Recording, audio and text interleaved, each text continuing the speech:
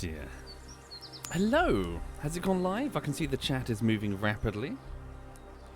Lulu is enjoying her snack.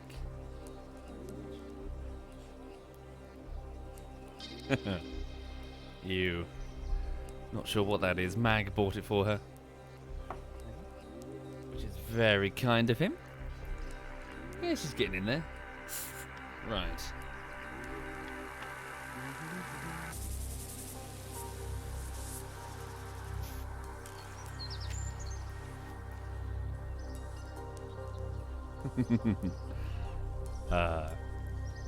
Right.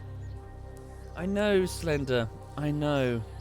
It's making me so sad because I look back at all those photographs of when she was younger. She's going grey on me properly. I love her to pieces though. Ah, dear. She's turning into my little old lady. Right, hang on a second. Sorry, just sipping, hang on.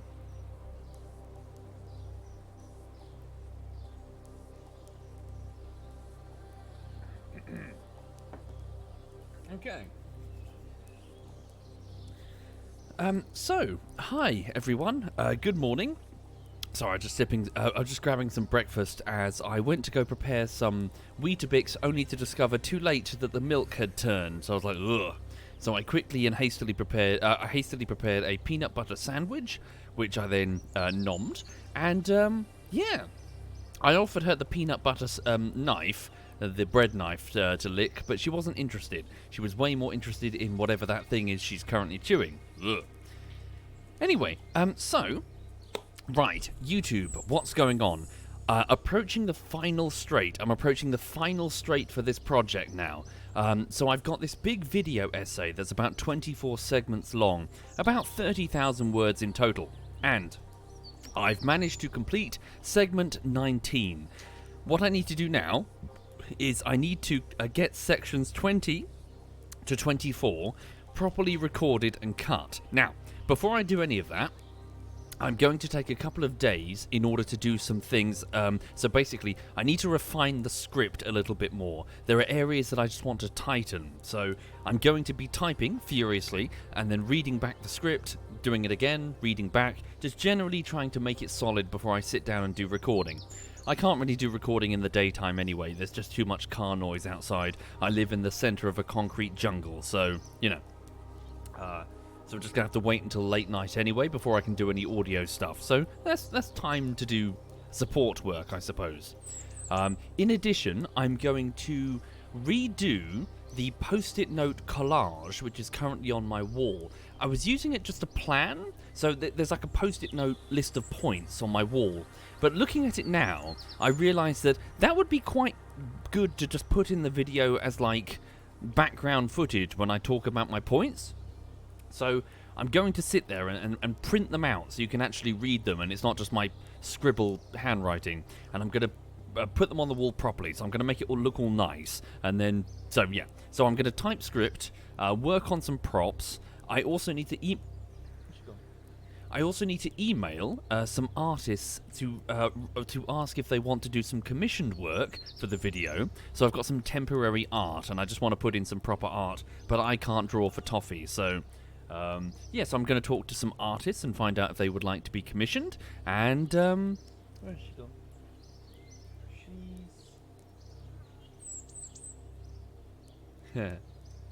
She's probably in the kitchen.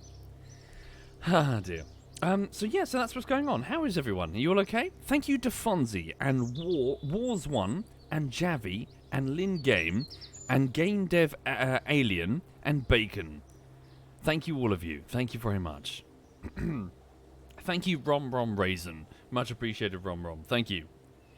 What do you want, gorgeous? Why you left your treat alone? Hang on, let me just get a replacement.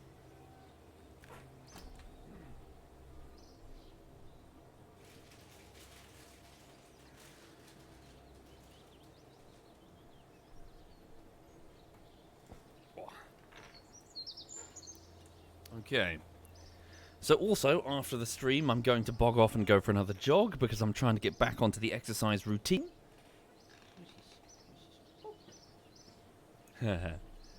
So you're going to try and get back onto the exercise routine. I've been a good boy so far, so I just need to make sure that I'm regularly jogging and trying to avoid takeaways and stuff, because I put on a bit more weight than I would like, frankly. Yeah. Indeed I have, Janvi. I have played Escape from Tarkov, but only briefly. The streams should now be on the closet, the archive thing below, I think. No, it's a duck and apple-flavoured chewy stick that she likes, that I bought from the pet shop. They come in big packets. She used to take ages to eat them, but now she's like, they're fucking gone. Look, it's completely gone. Von, alas, I'm afraid I'm not working on a bullshittery right now. I got sucked into a different project. Sorry about that. It's a video essay, which I'm really, really hoping will turn out well. Please give me a few more weeks, and then I promise I will get straight onto a bullshittery. I'm desperate to do a bullshittery. Yeah, so it's all well and good for you guys. You only need to hear my voice the once. But me, I've been sitting listening to my own fucking voice, played on repeat for fucking weeks now. I'm sick of it. I just want to edit some text above people's heads, please. Right. Hang on. So, welcome to Kerbal Space Program. Now, oh yes, Stampatron Ground Anchor. Oh yes, I was testing a station thing, wasn't I? So let me just go over there and see what that is. I should certainly recover stuff if I don't actively need it. I was basically testing a Mars station before I launched... a Duna station before I launched it all the way to Duna. Thank you, Legato, and good morning, Umlaut.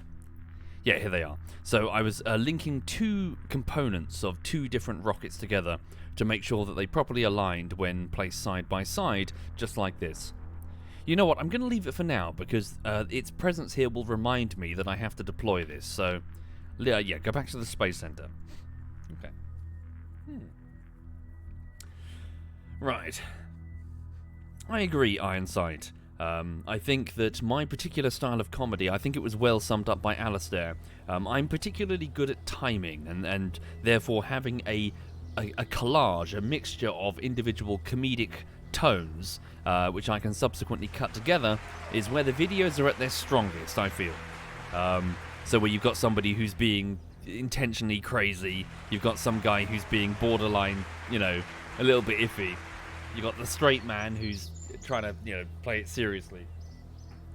Those elements together is how accidentally you get some good comedy if you time it right. Thank you, the Meerkat, and Bensky, and Zoe. Thank you, all of you. And Regal Schloss and Rom Raisin. Thank you, all of you. Thank you, Zoe and Meerkat. Thank you. Right. Okay. So, I know, I'm sorry, deep dive. I'm trying my hardest, I promise. Oh dear. Okay, sorry, so Kerbal, let's just get sucked in then. So, I am launching a probe called Evelyn. Let's go to the tracking station. Now, Evelyn is currently in orbit and has been fully connected to the tug that's going to push her. The tug is called the... what was it again? Chubb is always high as a kite, the Cupid... oh yes. Yes, I was chilling whilst watching Tom, and I sent a plane over here to see what this is. There was an anomaly that I detected. Turns out it's a runway. There's a small runway on that crater. It's like a little island runway. So what was it? The Morales, that was it. So yes, I've docked the Morales. There it is. So the Morales is ready to go. Wait a second, did I launch the Cupid? Which Cupid is this? Did I do that also whilst absent-mindedly watching Tom? Yes, I did. I launched a resource scanner and I just sent the plane over there because why not? Okay, so the Cupid is good to go. All we have to do is intercept. Okay, so let's do that then. So, we're sending the Evelyn probe to a planet called Eve, and in addition it's being pushed there by a large engine segment called the Morales. In addition, there is one last craft that is attaching itself to this amalgamation. This thing. This is the Cupid. So this is the Cupid. It is simply a return probe that I'm hoping is going to bring the samples back from Eve. The objective is to do just that. Splash down into the oceans of Eve, then return to Kerbin orbit, and then return to Kerbin from a flyby. So, effectively, explore Eve. We do have science modules and stuff aboard the the Evelyn, and we can transfer the data onto a box on its nose cone, which this probe will take home. So that's the plan, at least. Fingers crossed it goes to plan. Right. Is she alright? Yeah, she's just staring off into space. Okay. So, let's do that then. So, our probe is orbiting. We have a direct connection to the space center below. Now, where is our... So, Xenon hauling scaffold. Where is the Morales?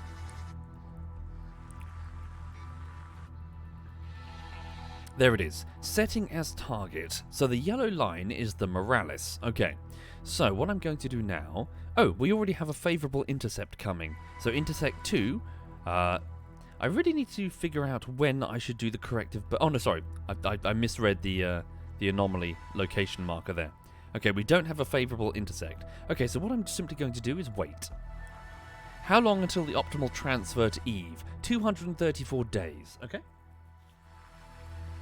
How did the other probe go, Barrelicious? Well, it kind of went like this.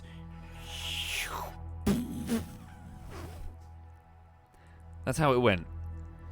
So that wasn't good. We don't want this one to do that. We want this to calmly land. Thank you, Raishai. Thank you very much, Raishai. What are you doing, sausage? I do love you. Okay. So, let's just wait for a favourable intersect with... the station. Okay. So our orbits are closest over here. So we're going to rise up to go meet her. So she's above us. So we're just waiting for a bit of a favourable intersect before we do some corrections. Okay, the markers are creeping closer. So in a minute, I'm actually going to do a teeny weeny correction now. So intersect 1, we're creeping closer. Let's now put down a maneuvering node and increase our speed just to come a little bit higher in orbit here. So here we go. Not too high, mind you. Just get just a little bit beneath her. What sort of difference do we have in... Okay, there's a 3.3 degree difference in our inclination, which is a bit significant, actually. So I'm going to do a corrective burn to remedy that situation. So maneuver 1, pick up speed to meet her. Okay, then maneuver 2... Okay, from the ascending node, which we probably don't have right now. Well, we should do. Ascending node. There it is. There's the ascending node. The descending node is over there. Okay, so from the ascending node up here, let's put down another maneuver. So maneuver number 2. Let's now right-click the descending node marker here, which is minus 3.3 degrees, and then shimmy our inclination by just going up or down in space. So basically, they are spinning. They've got a circle there, but they're spinning on a different plane. So we need to match that plane. Otherwise, potentially, our orbits could be off significantly when we arrive. There we go. So looking at these two maneuvers. So maneuver 1.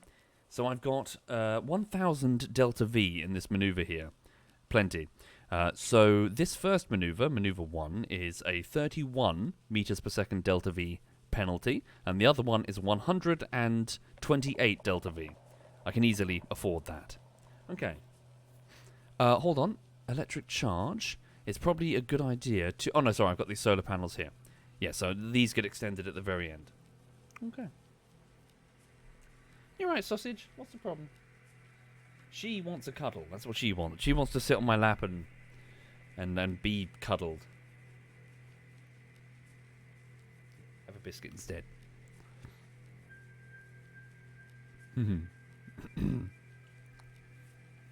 Okay.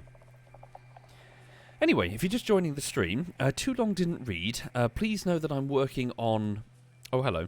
This is the old probe design. I don't have access to the new maneuvering node thing. Please know that I'm still working on this video essay. I'm very sorry.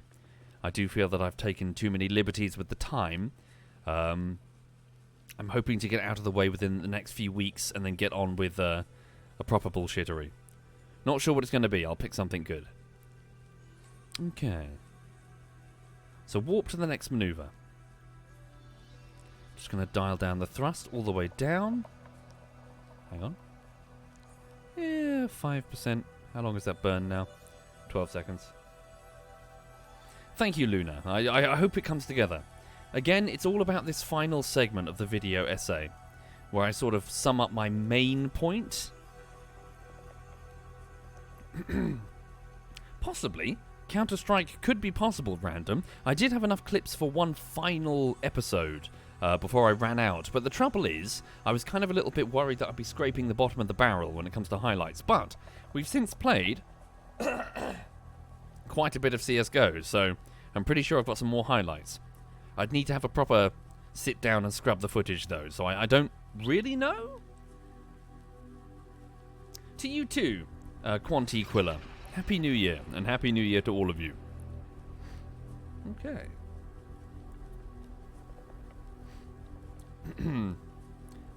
Sorry, just trying to do the burn and read the chat at the same time. Let me just do one then the other. Okay, here we go. So we've increased our speed. Cool. Dark Youngling says, does it make me a bad person not even noticing there's a second ending in the forest? Not really. I always thought USO would be about that there is no second choice to end. Yeah, so it will make sense soon, Dark Youngling. I'm asking for feedback on the video, and forgive me, a lot of the feedback is like, this bit isn't relevant, this bit isn't relevant. You'll see. It will make sense at the end of the video. I'm setting something up. There's a reveal, basically. There's a big reveal, and I'm hoping, if I've done it right, you'll go, oh my god, what the fuck? You'll see what I've seen. Again, this is why the final part of the script is so important, because if it doesn't work, I'm screwed. I've done an M. Night Shyamalan. Right. Okay, sorry. So what am I doing now? So yes, we're pointing the rocket down in order to match the inclination difference, which is about 3.3 degrees. Okay. So again, that same tired analogy I keep making. Picture two spinning tops on a desk, both spinning at the exact same, so pointing straight up. If the two tops are spinning side by side, pointing directly upwards, then touching their edges is easy, isn't it? The two spinning tops would just touch each other directly on the very edge. But what happens if one spinning top is slightly wonky? Then potentially the edges could miss each other by a considerable amount. That's inclination. So what I'm doing is I'm turning my spinning top to be on the same plane as theirs. And then when the two, well, I suppose the analogy breaks down then. Like the two spinning tops pretend they can magically move on to each other's positions. And then, well, the two edges line up. My point is more that, yeah, if two things are orbiting on different inclinations, then the edges can miss each other by huge amounts. Like tens, if not hundreds of kilometers, when you consider planetary orbit sizes, you know? Thank you, Mad John. Hi there, Mad John. Thank you very much, Mad John. Okay. Stand by for the burn. Here we go. Or, yes, a Beyblade, I suppose. I'm old. We didn't have Beyblades. We just went out into the playground and kicked the shit out of each other. Okay.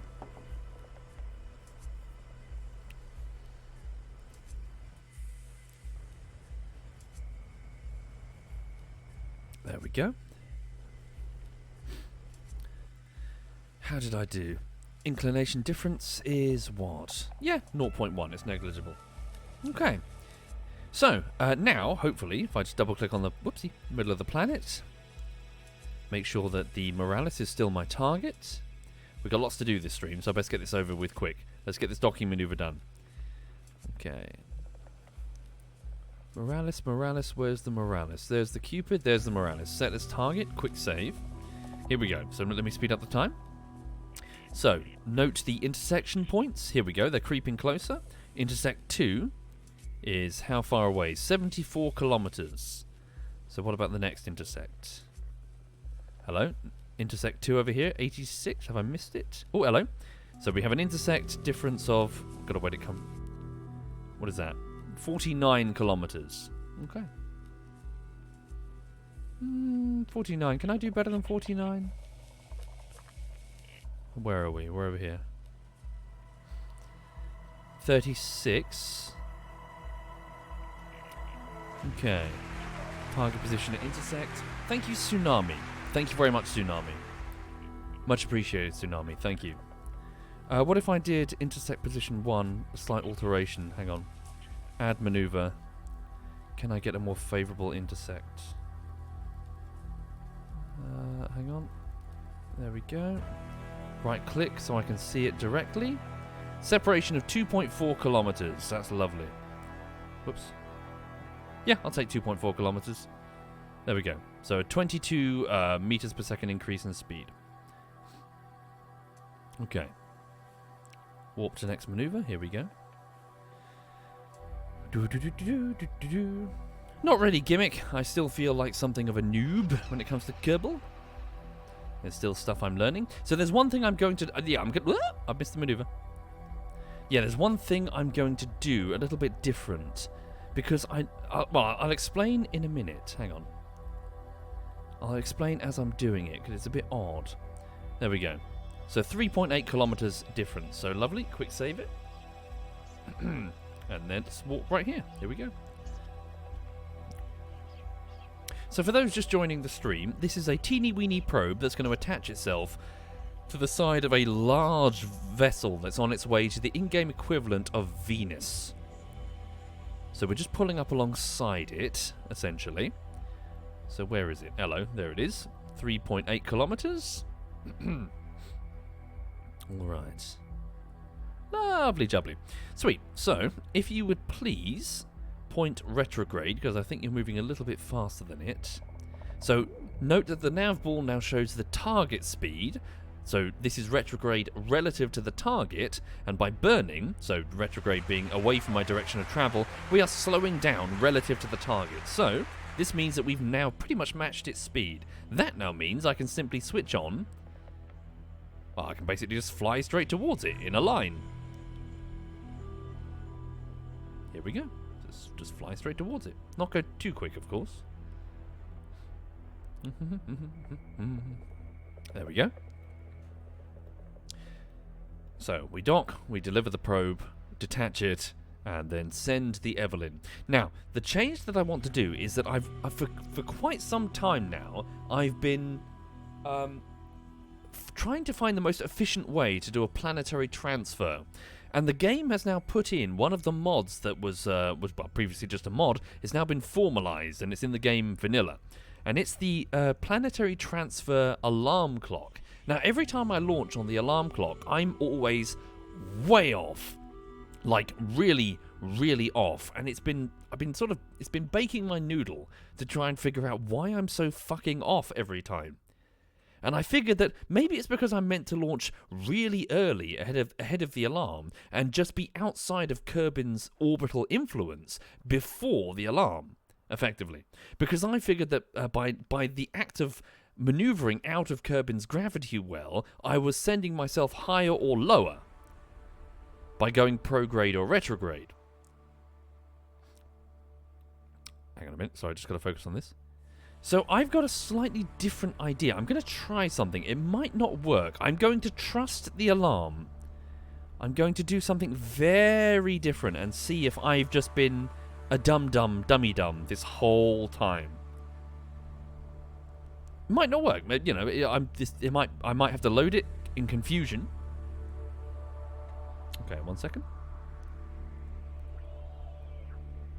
Boop. Right, here we are, almost stationary next to our target. Now, where are we going to dock? We want to dock up here, question mark. Okay, right here, if you please. So, please control the vessel from here. Please initiate these... Well, actually, sorry, not yet. Keep the vessel controlled from this probe unit. Control from here.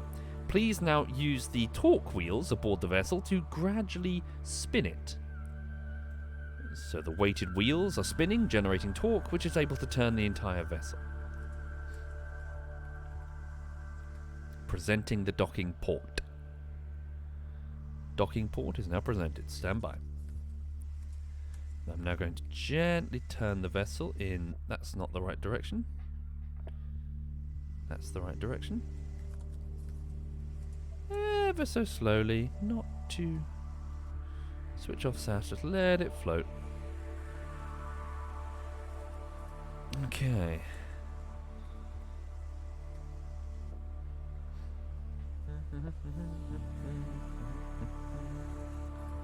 Indeed, I fucked up, Daka. No torque wheel meant I had no control. So this is the upgraded Evelyn. She has multiple torque wheels now, in both probe and tug. So I'm hoping my dummy dum dum dum moment is over. But then again, at the same time, even if Evelyn 2 fails, Evelyn 3 will be improved. We're figuring it out, probe by probe. Right, lovely jubbly, please stay there. Okay, now I'm going to click control from here, and now I'm going to switch over to this probe, and oh good, it's already targeted, wonderful. So there we go, so the docking port has been targeted. Make sure that it's control from here. Spin the entire probe about. 36 meters. Lovely jubbly. Okay, now initiate the RCS thrusters, which are mounted radially onto the sides of the vessel. Little puffs of smoke, gas, hot gas, hydrazine, I believe that is. Okay, forward we float. Now the yellow marker on the nav ball is my forward direction of travel, prograde, and all I'm doing is I'm simply placing it over the purple marker, which is very specifically that docking port instead of very generally the craft. I could choose to switch on the docking mode, which I believe is here, which locks out your ability to rotate the craft and just means that you move it in up, down, left, right, keeping the whole thing stock still. Which is fine if you're getting started, but frankly I prefer the additional control that you have doing it just firing from the hip, essentially. Okay, so this is a bit of a delicate maneuver, so we're just going to swan on in. Whereas before we connected down here, I'm connecting in the tight confines of the probe. Thank you, Grishnag. Thank you very much, Grishnag. Much appreciated. Thank you. Another biscuit for Lou.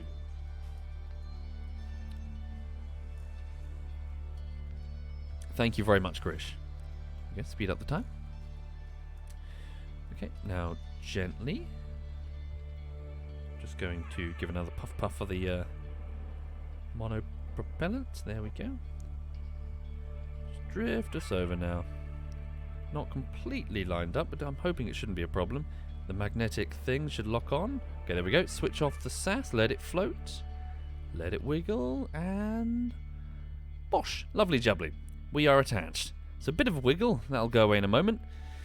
Okay, fantabulous. Now then, I'm just going to quick save, and now we're going to transfer the remaining fuel from here. So Alt and then right click. Then I'm going to drop it straight down there. So please drain the probe. The probe is now empty. Okay, is there anything else? Yeah, so empty, empty. Monopropellant, we may as well take it if it's free. Yep, some free monopropellant. There we go. Oh, there's quite a bit in there. Wonderful. Is there any more monopropellant anywhere? Do we have any monopropellant tanks on this thing? No, that's not mono. Alright, never mind. Okay, so I think we're good. Right. I did a lot, Daka. My best advice would be to come in underneath it on a lower orbit and wait till you catch up. Hang on a second. I don't know, Nadcat. I hope so. I hope so. Yeah.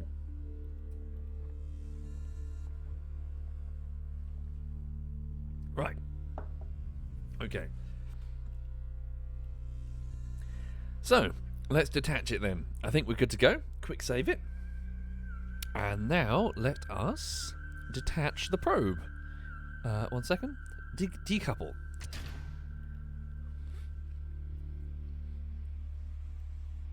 Okay. Thank you very much for your delivery. Cupid has arrived. Evelyn is ready to go.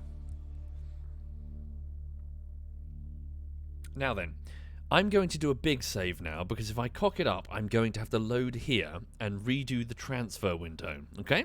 So we're going to go back to the tracking station. Hey, gorgeous. Would you like a biscuit?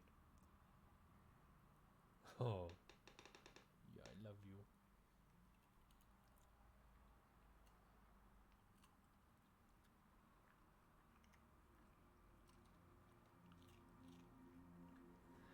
Yeah, she's happy. Okay, 1 minute.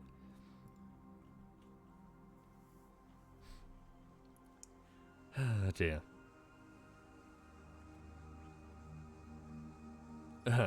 Yeah, no, everyone does, Daka. It's one of the tricky parts. So, yeah.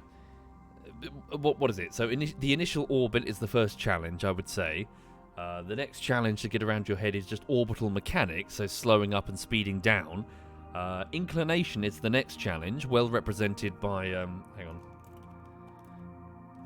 on. Well represented by Minmus, which is the other moon on a slight inclination difference. Once you've got the hang of that, then interception with moving objects is the next part, and that's the tough part. A lot of people struggle with. And after that, I would say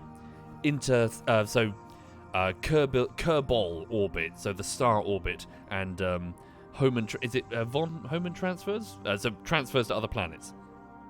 So the challenges ramp up, definitely. Okay, so there we go. So back to the tracking station. Oh, really, Toshi? Yeah, Lulu's chill. She's calm.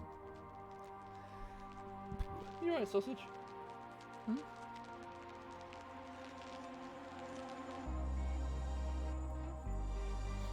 Oh no, she lost it. Okay.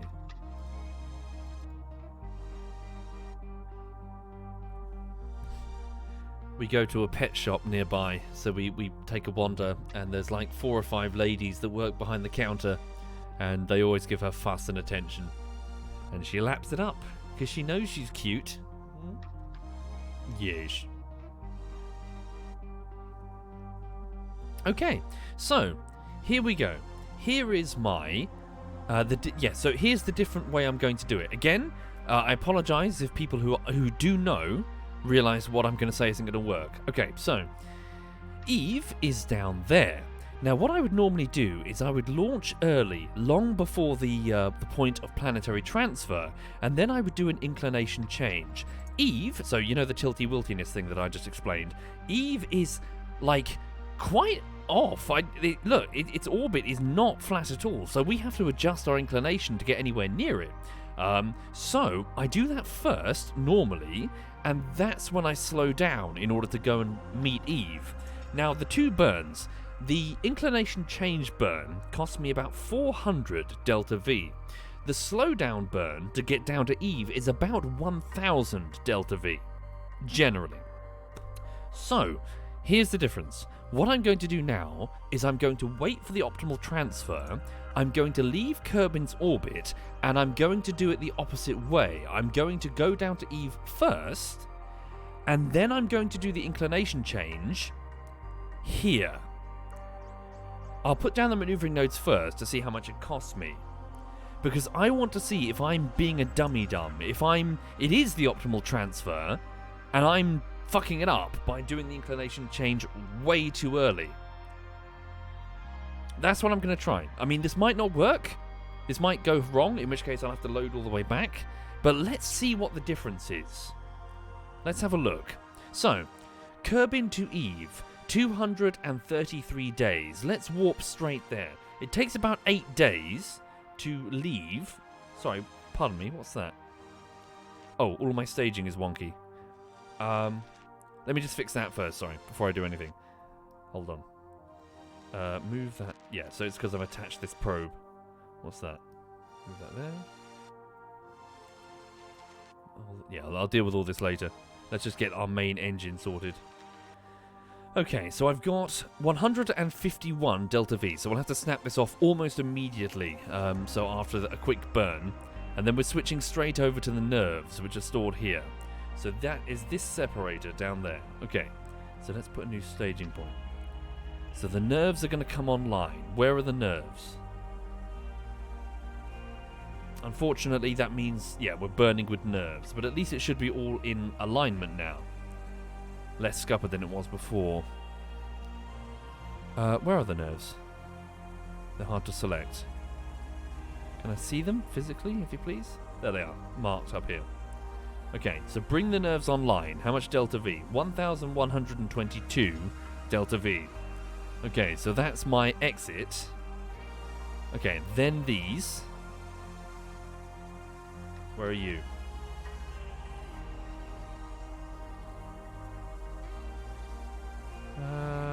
Oh, I saw it flash. There it is. In staging 1, okay? So let's put a new stage. These two here.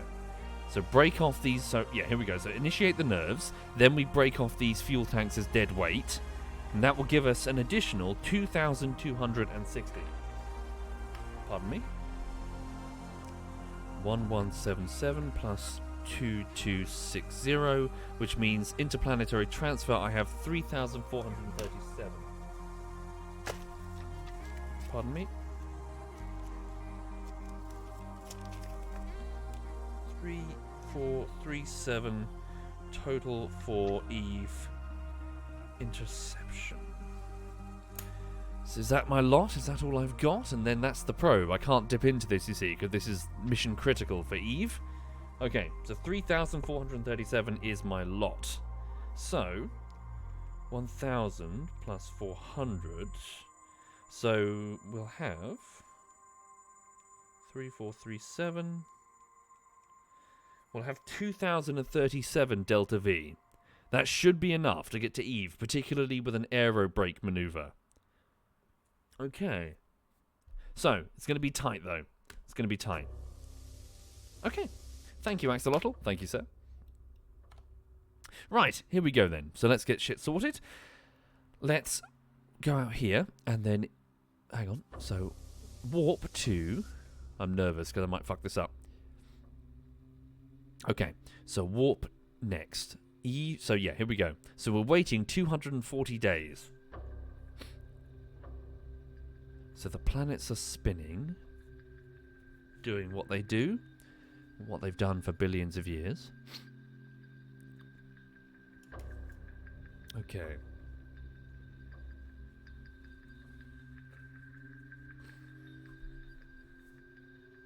So, we need Eve to be a little bit behind us. So she's currently catching up to us right now.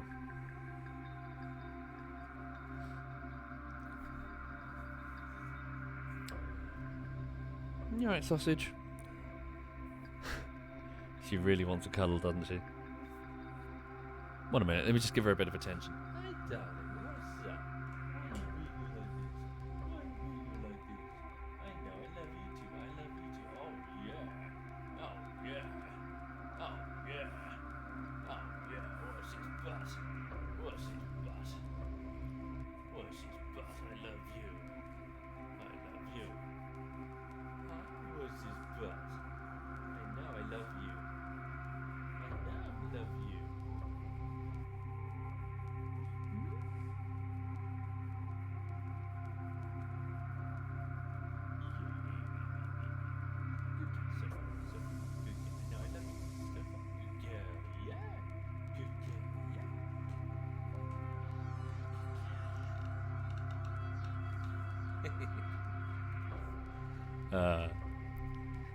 Yeah, she's happy. She starts cooing the moment she's on my lap. Okay. Right, so there we go. Kerbin to Eve, optimal transfer. So, what happens now? Let's have a look.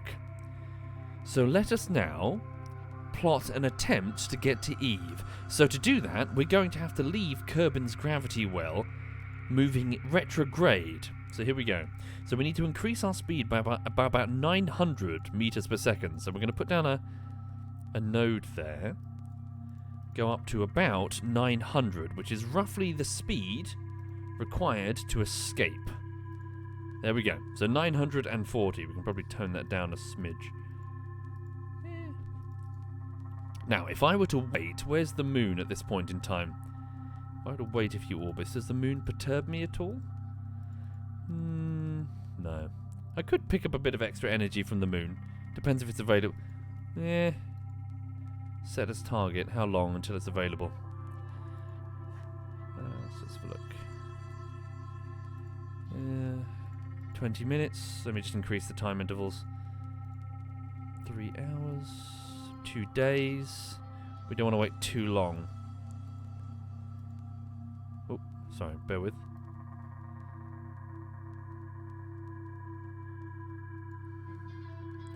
No, I think the moon's going to be way off. Hang on. No, maybe actually. Well, we've got a few days travel time, so maybe it'll catch up. Hang on.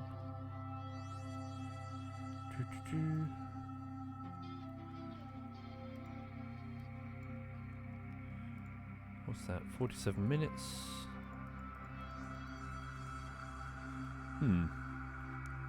Ah, fuck the moon. Ignore all that. Let's just go straight out.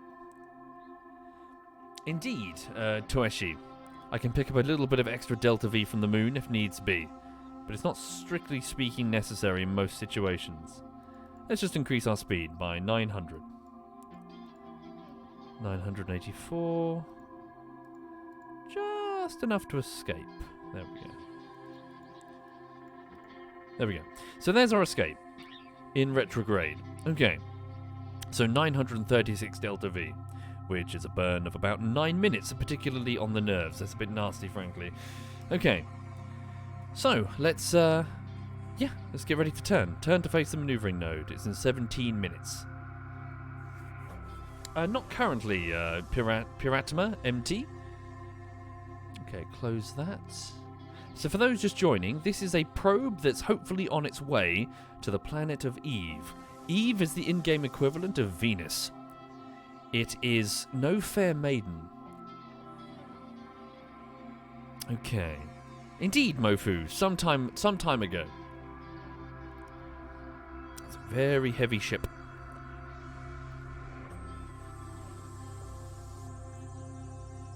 All right.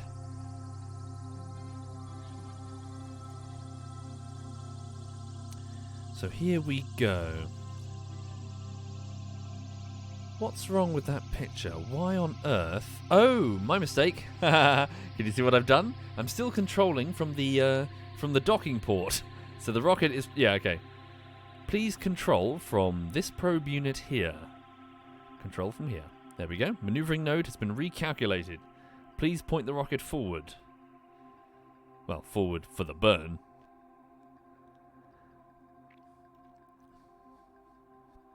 All right. Wait, something's not right. 8,000. Is that because...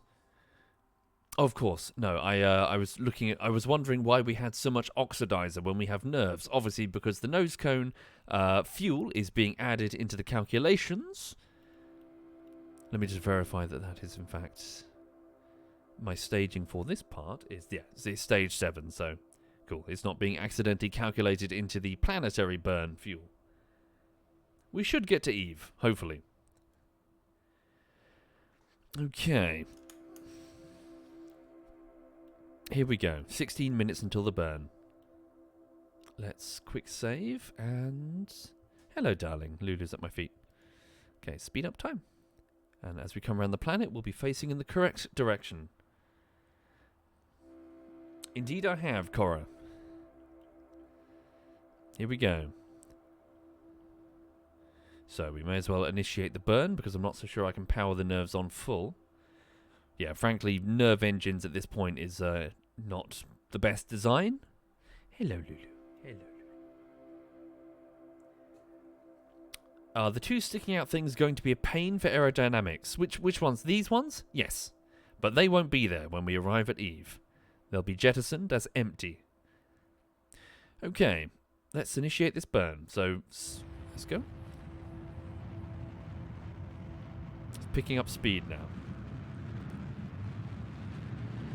The dog is currently at my feet, headbutting my thigh. Well, headbutting me in the knee because she really, really wants to be picked up. No, you dingus. You've had your attention. Okay, here we go. Oh no!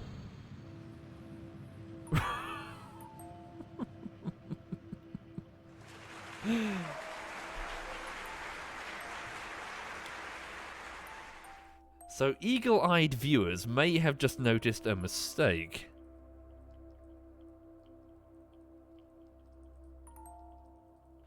Quick load.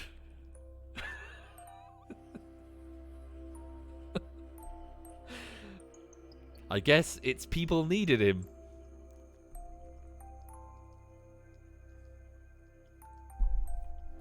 Right.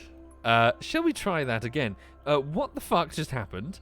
Okay, for some reason, I don't know why, this is stage 10, below everything. Move that out of the way. That's meant to be the final Eve burn, whatever. Okay, here we go. So the nerves are here, and then they're there. Lovely jubbly. Okay. Oh no, so hold on. Has that scuppered it? If my calculations, hang on. So I've got 1,000 down there.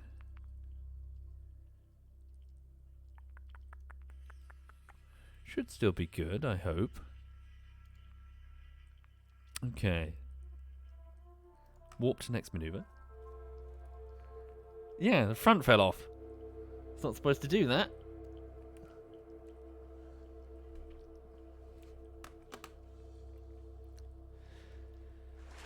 Okay. Thank you, Colop Cell. Thank you very much, Colop. Much appreciated, Colop. Thank you. Alright. Make sure we're controlling from here. Let's initiate this burn. Here we go. Picking up speed.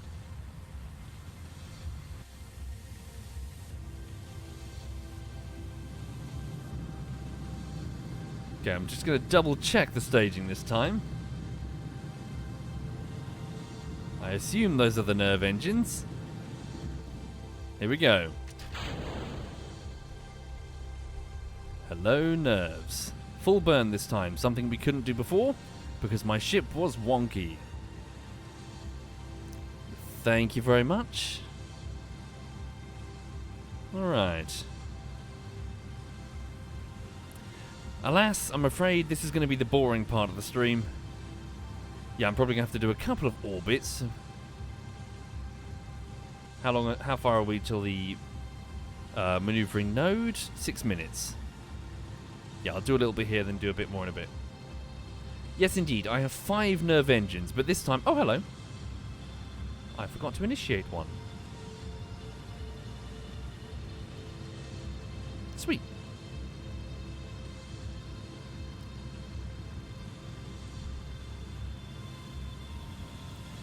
I could. It's just I'm a little worried because the time warp thing has been historically a bit knackered.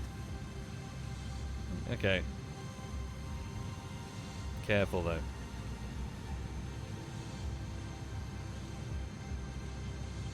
There we go. Hattery landing site. So for those just joining, this craft is picking up speed, therefore increasing its orbit on the opposite side of Kerbal, the planet that it's orbiting, and if we get to a certain speed, we'll fly high enough that we'll effectively escape the gravity well, escape velocity, which is about 900 meters per second higher than orbital velocity, which is about 2,200 meters per second. Thank you, Chaotic Blessing. Thank you very much, Chaotic. Okay. Thankfully, I don't have to be super precise when it comes to the maneuver at this particular stage in the mission.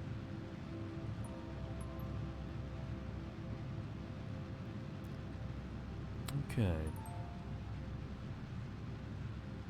Suppose I can now plan. 1 second. No, 400 days.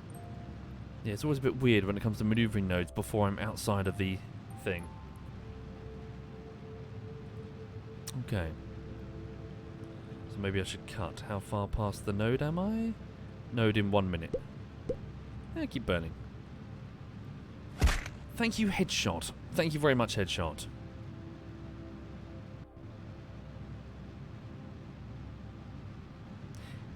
Are these empty? Not yet. The rocket is very phallic looking indeed. For penises are aerodynamic, so they may thrust through the air at their intended mate, and therefore rockets are similarly phallus-shaped for this same purpose. We are thrusting towards Venus, where we aim to land upon her wonderful fertile soil. Oh god, it's jet fuel. Oh god, she's killing us. Oh god, what have we done? Oh god, Eve is a psycho.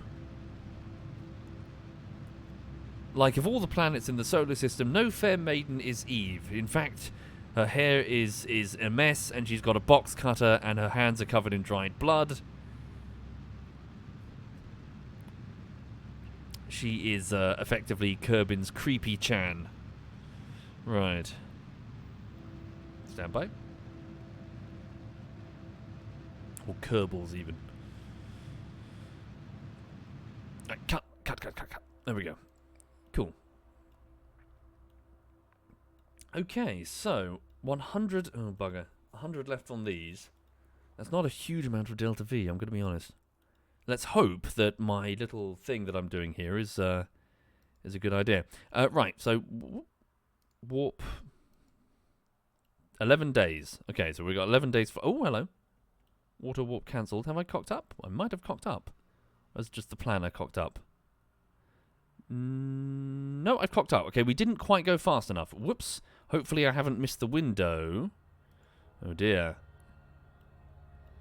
We're going to need to pick up a bit more speed, I'm afraid, in order to make it. Okay, a little bit more speed. Not much. Whoopsie doodle. So how long? 23 days of falling. Oh, Jesus. Oh, God. Oh, what the fuck? What? Maneuvering node? Fuck me. Oh, crap. If I were to burn prograde now, what would it give me? Well, this is really inefficient. Oh, goddamn. 50? Okay. Just get me out of Kerbin's... Yeah, maybe it's wise to reload. Yeah, fuck. I'll tell you what... Fuck it, I'm just gonna... okay, you know what I'm gonna do? I just need to... I need to test my theory. So, point... Just burn a little bit... yeah, burn 50. Okay. I really don't want to do an interplanetary aero break on Eve. It's not total suicide, but it's really fucking dangerous.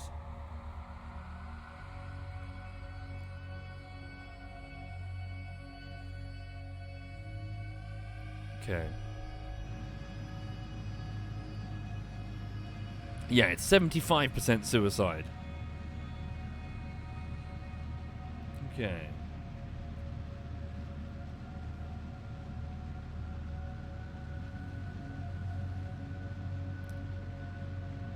Okay, so I might be tempted to reload. Let me just... So, let me have a look at my thing then. So, we're several days behind, so I might have missed the transfer window. Right, so watch this. So, here we go. Thank you, Influence. Thank you very much, Influence. Just speeding up the time. What is going on? I clearly... Yeah, what's going on? I was clearly out, and then I sped up the time, and then it says no? What's that about? Okay, this is a quick load. Fuck this shit. Fuck.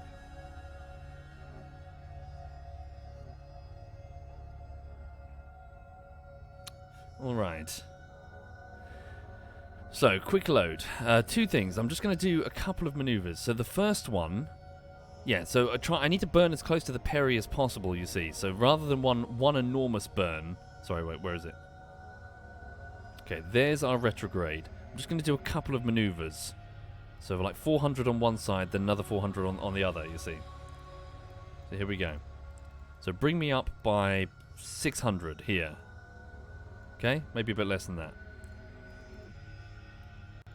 And then we'll orbit around again. I'm just trying to get as close to my damn peri as possible. There we go. So how long is that burn? That's 4 minutes instead of like, what was it, like 6 or something. Okay, turn to face the maneuvering node. Do I have the correct control surface? Let's have a look. Control from here. Yep, looks good. And then warp to next maneuver. Check staging. Good, good. Oh, I shall do. Yep, otherwise it's going to have the same fuck up as before. Thank you. There we go. Move that up there. Okay, good.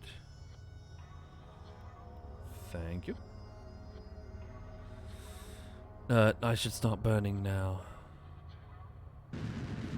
Oh yeah, the 5th engine as well, thank you.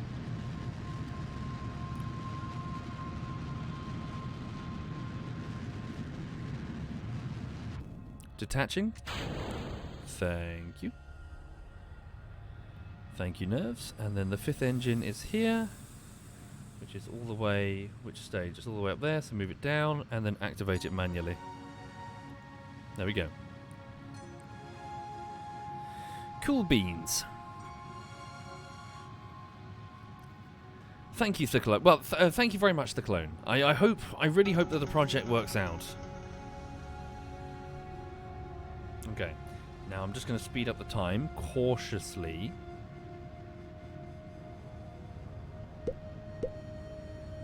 Thank you, leanest beef. Thank you very much, leanest.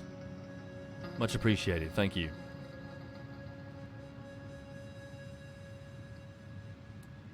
All right.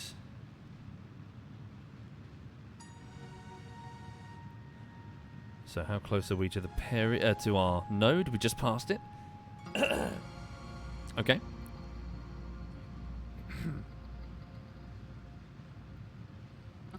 Right. No mods currently in this playthrough of Kerbal. All right.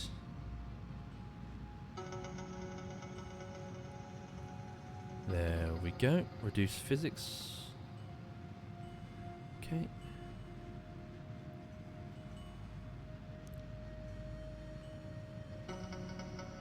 Okay, confirm maneuver. Quick save.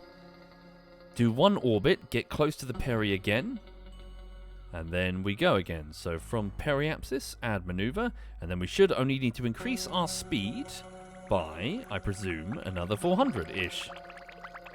Hang on. Right, so 400 puts us there. Okay, 450 there. There we go. So that's our escape to retrograde. Let's even shimmy it a little bit. Over there. Alright, so that's 500 delta V to be burnt in 1 hour. So we travel around at 2,514 meters per second orbital speeds. Here we go. Turn to face maneuver again.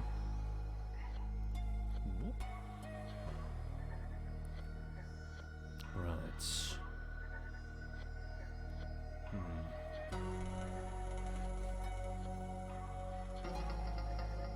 Hi there, Legato. Hi there indeed. I strongly recommend Kerbal, by the way, if you haven't tried it. It's very, very good. Thank you, Rehab and Farragut. Much appreciated. Thank you very much. Stand by. 2 minutes and that's good enough. Here we go. Thank you, Wastion. Thank you very much, Wastion.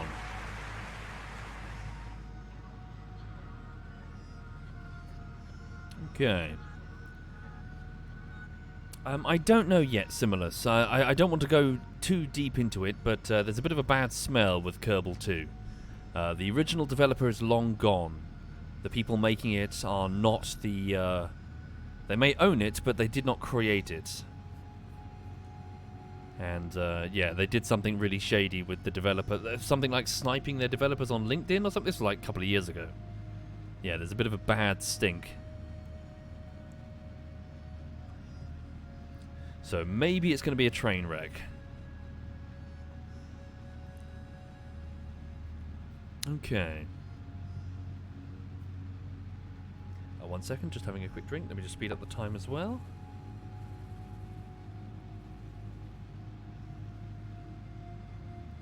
Indeed, let's wait and see. Let's wait and see with... Yeah, just be a bit cautious, you know? What did I do to not burn out whilst working in IT? Well, I've never worked in IT, I'm afraid. I can't... I can give no advice there. I worked in software QA, though, which is not the same thing as IT. We had an IT department full of men with big beards. And the closer you got to IT, the more sort of dishevelled the inhabitants of the office became. Eventually, you had to sort of make your way through these stacked towers, these pillars of various different boxes of phones or whatever, tablets, stacked up so no one could disturb them. And then you'd, after doing the proper rituals and trying to be as polite as possible, they would just stare at you and say, "Fill in a ticket!" and not help you. You're like, oh.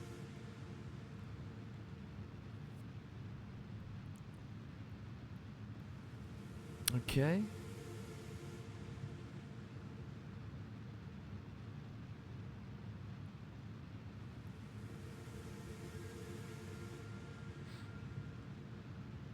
There we go. Cool. So, how did we do? Let's have a look now. So again, I don't know. Right, so if I fucking speed up time here, I better fucking escape. Right, here we go.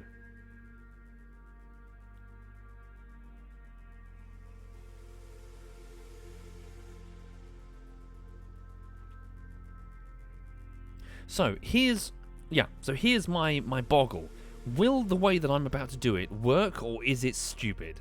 There's a fair chance it's just stupid, and I'll have to do a big quick load and go again.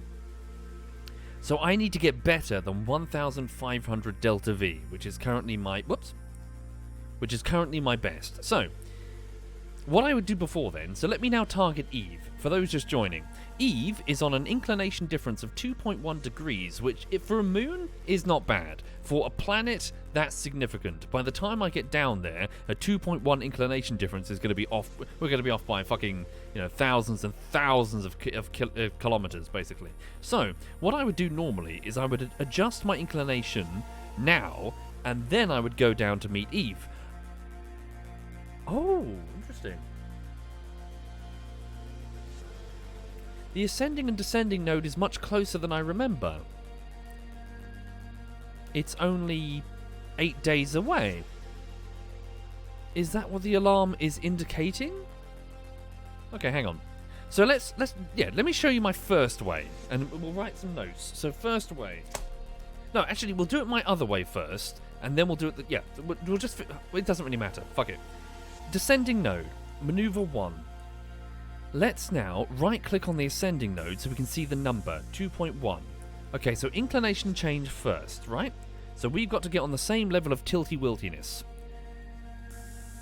Okay, there we go, 0.0, the same level of tilty-wiltiness, whoopsie, as Eve. I just want to get the two, bear with. Okay, so if we did a burn here, that would cost us a total of, so my original way, 319.1 Delta V for the ink change. Now, maneuver number 2 is, after that burn, I would subsequently do another burn, say here or whatever. Well, I suppose that's the well, just do a burn here, see what happens. So maneuver number 2, reduce our speed. Where is Eve? Have I come close? Okay, see, yeah. So can you see what I mean? This is what's fucking with me. Because I am so off. Like Eve is like here, and I'm here.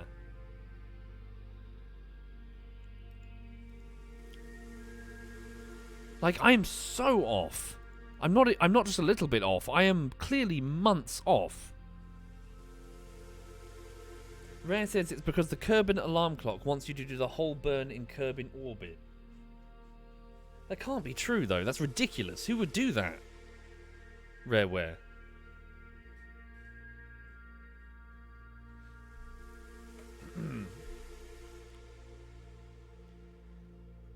So hang on. So I really hope that's not the correct answer, Rareware, because that's insane. That renders that completely useless, effectively. Okay. So, hang on. Let's now... Yeah, so I'm way off. So what happens if I shimmied the maneuver? So I'm just going to experiment for a bit. Whoops. Oh, no. Oh, fuck. I fiddled with the... Oh, my God.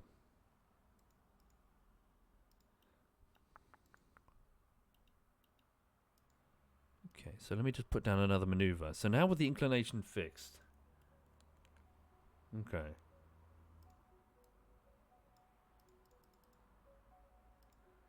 So what if I then shimmied this nav marker along? Come on. Now, could I get it further along if I waited a few days? And if so, where?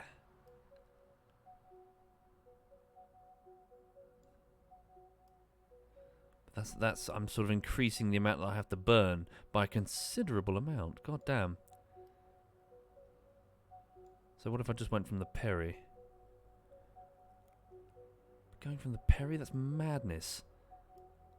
Okay, almost. So there's an Eve intercept with what sort of a burn? Okay. 800? That's not too bad. I mean, all things considered. From the Perry, though? Ugh. Okay. So, honestly, that's not too bad. I mean, remember what I just said. 1,500 was normally what I can manage. 319, 877. It's pretty good. It's pretty good. So, hang on. 877. Okay, so that's possible. I mean, that node is 184 days away. Okay. So I wish I was... Yeah, so let me just clear this for a second. So that's possibility number one. That's the original way that I do it. Now, experienced Kerbal players may scream at what I'm about to do, but again, I'm just experimenting. I don't know for sure. What if I did this instead? From this exact position, what if I did it the opposite way? If I were to do a change in my so burn retrograde hard to come down to where Eve is, right? Just eyeball it roughly. Like there, okay? And then do an inclination change as I'm falling at the midpoint here. What happens? So stand by. So maneuver 2.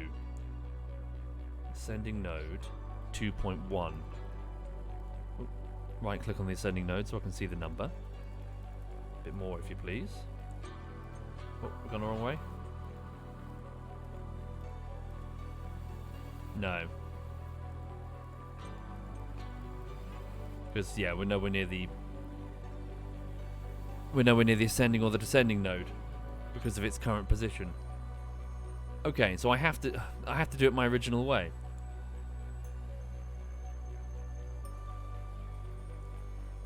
Yeah, that's what I thought, Rareware. Can you see my logic? But if I do that 50% of the way there, then I'm nowhere near the ascending or descending node.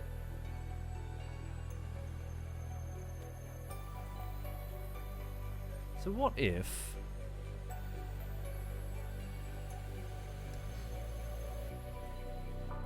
There's my Perry.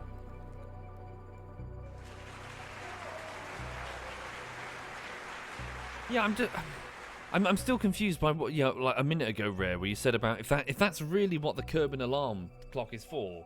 Yeah, that's functionally useless. Okay. Thank you, Copy Saurus. Thank you very much, Copy. Okay. So, let's instead do it the other way. So do it the normal way. So in 8 days, we'll do an inclination change, and then we wait for the Perry, then we go down to meet Eve in 184 days. Okay. It's a probe. It can wait. So maneuver 1. Right-click on the ascending node, 2.1 degrees. Drop us down to...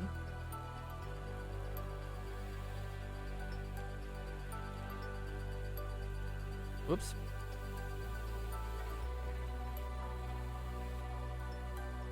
Cool. And then wait for the Perry. Add maneuver. This is maneuver 2. Reduce our speed. Go down to meet Eve.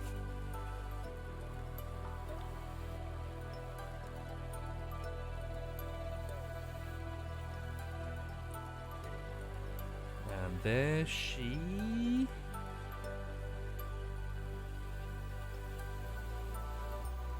There she is. Oh, I've missed her slightly.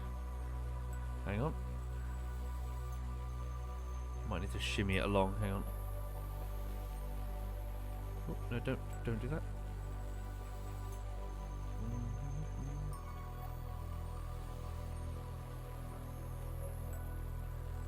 Little bit, and bosh. There we go. Right, and that would be a cost of what exactly? 850 delta V. Okay. Right, not too bad then. That's fairly cheap. That's pretty cheap indeed. Let's do it. That will be our Eve intercept. Now, if I double click on Eve and zoom in, we get a little. This isn't Eve's current location. It's just wait, is it? Whatever. It's a representation of my incoming. Ooh, it's pretty good. That's really good. Okay. I'm happy. All right. So, 300. Sorry, I've already forgotten. It was. Oh God. Maneuver 319 plus how much? 850. So 3,437 minus 319 minus 850 leaves me 2,268 delta V. Huzzah! And then I believe so from a high orbit, slow down from high orbit. So this is maneuver number 3. Would cost me how much? Well, put me in a stable high orbit for now. Not that I really want that, but okay. So 346 delta V, but if I'm going to come down lower, then I'm going to need way more than that. Probably about 1,000 to be honest. Yeah, 700. Yeah, it's going to be like 1,000 either way. And then I can perform an aero brake down here if I really wanted to. Alright, sweet. Yes, I've got a calculator. So I keep like a calculator and a notepad for my fishing gear. So I've just got a tiny calculator. It's surprisingly useful for Silent Hunter as well. Cool. There we go. So let's go to the first maneuver and get this shit done, shall we? Although, hold on. Wait a second. Uh-oh. Uh-oh.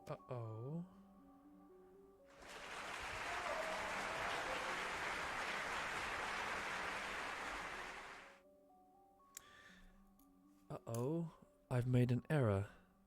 A very big error.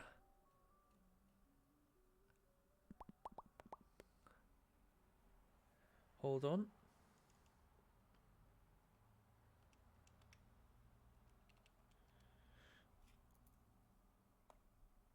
Oh shit. Hold on. Why is that so low?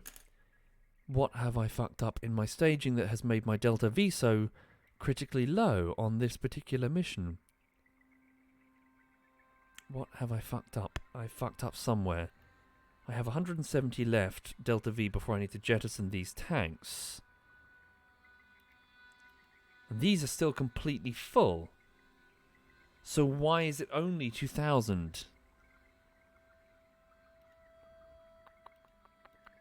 Why is it only 2,000? The next staging is here. So none of this is being included. Why is that so low? I had way more before. I haven't added a significant amount of mass.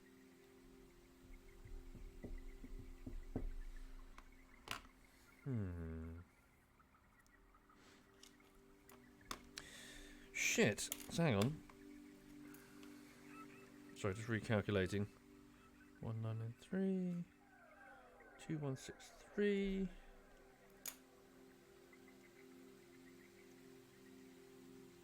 2163 minus 17 minus 877. We're gonna have to. Oh god! Don't do an interplanetary aero braking. We might have to. Oh Jesus, no.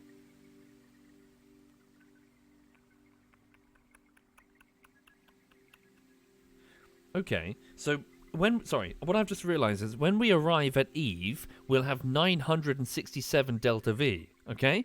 But what I just said, it will take us 800. So, look, I mean, that will... just getting down... high orbit, and then what would it cost me for a fourth manoeuvre to get all the way down to low? I'm not going to have enough.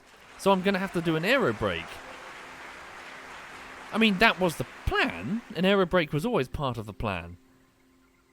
Delta V. Too expensive. Okay, so we don't have to do an interplanetary aero brake, but we will have to burn hard and just do a... Whoops. Okay, we're just going to have to do a high orbit to low aero brake.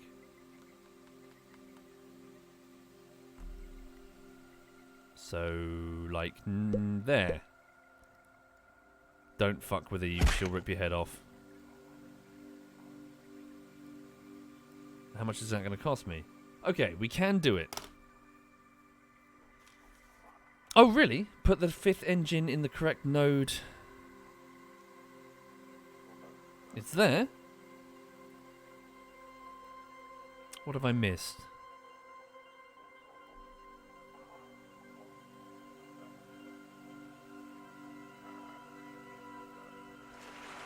Thank you, Cray Meyer. Thank you very much, Cray. We should be fine. We should be fine. We should be fine. Oh, God. Okay. So, no crossfeed error. No, I mean, this should be... I mean, sorry, this is the fuel here. This is all the probe. Okay. Sorry, did I miss it? The real Thylo. Thank you very much, Meal Thylo. The real Thylo. Thank you very much. And Mo47Y and Crymaya and Copysaurus and Puga. Thank you. Sorry, I'm just scratching my head. Okay. Right, let's get it done then. We should be fine. 8 days until the inclination change. Let's warp straight to it.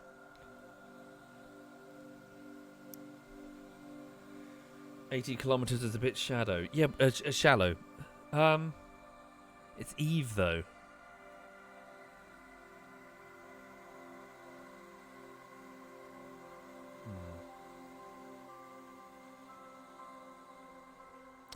Here we go, turning the vessel.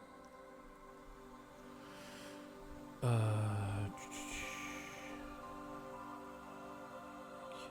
divided by 2. Okay, no problem.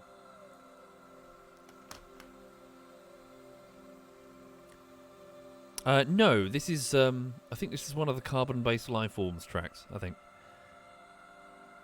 There we go. Stand by. Initiating inclination change. So sorry, for those just joining, I'm struggling to get to a planet known as Eve. Well, getting there is fine, but getting there safely is another matter entirely.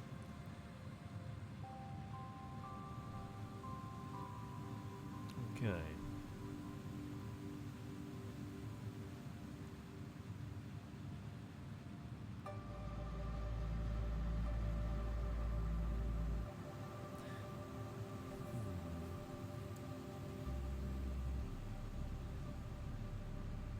So right now we're just burning up in space to match her inclination.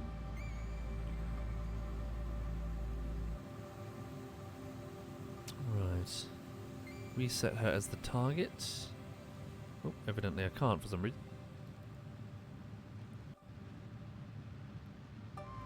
Why can't I?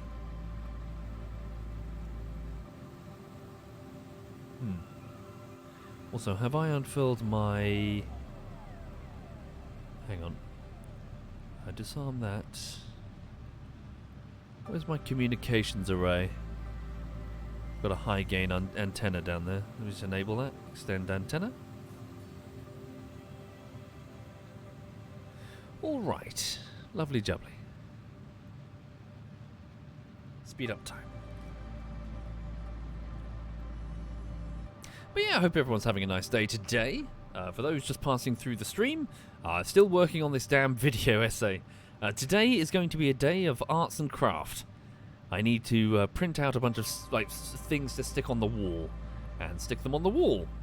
I've already done that with post-it notes in my scribbled handwriting, but I was hoping to make it a little bit more presentable to take pictures of it or whatever. Okay.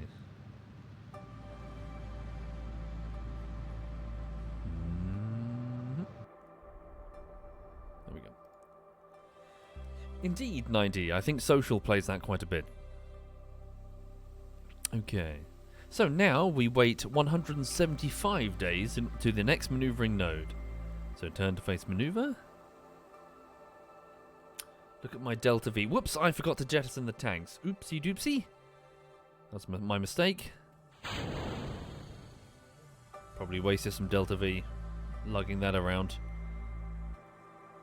How much Delta V did I just waste?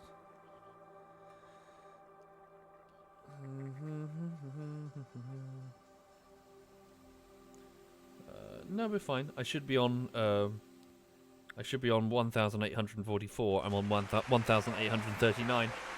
Okay.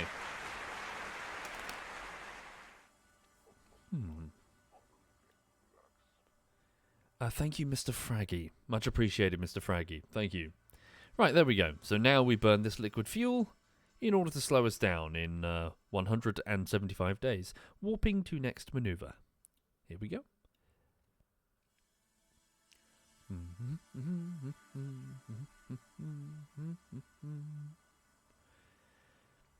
You're very welcome, Ardav. Thank you for saying so. I just really hope it works out. Alright. So hello, Eve. Well, why is it that I can no longer target you, I wonder? Let me just stop warping. Double click, double click. There we go. Set as target Moho. Set as target Eve. Weird. So what's our inclination difference now? Good. 0.0. Lovely. Warp to next maneuver. Okay.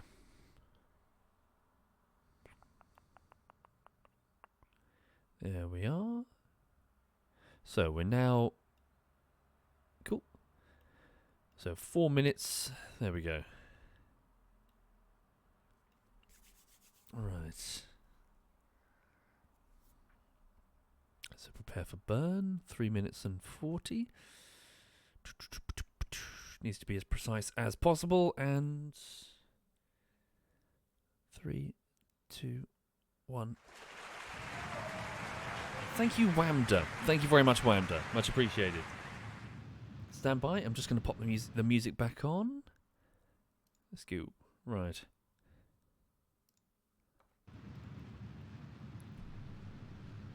Thank you, Wamda, and Mr. Fraggy, and Cry Maya. Thank you, all of you.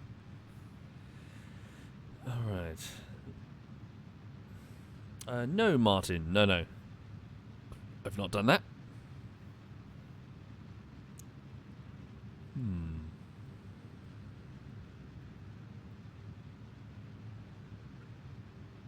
Okay, so we are now decreasing our speed. Sorry, so we're burning retrograde. Did I say increasing speed? So we're decreasing our speed by, what was it, 877 meters per second, and subsequently our orbit is changing. We are now falling deeper into the solar system, headed towards the greenhouse, the hellhole that is Eve. Now I'm just going to double click on Eve, so I've got the... So yeah, the purple line is my target. It's pretty good. It's pretty equatorial. That's what I want. Okay. Thank you, Wamda.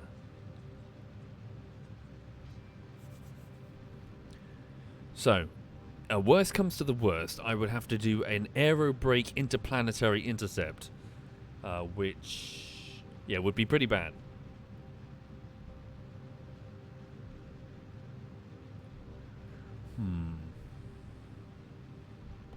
Hi there, SWAT. ZF SWAT Knight is in the chat. Hope you're very well, sir. It's going to be tight.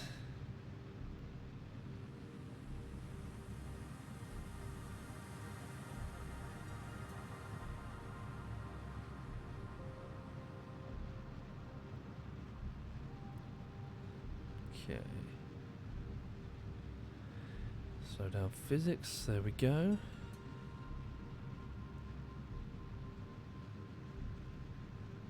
Well, what would it really cost me if I came in lower?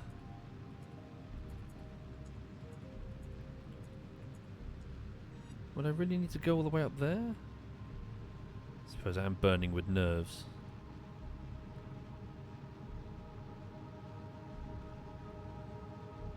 Here we go.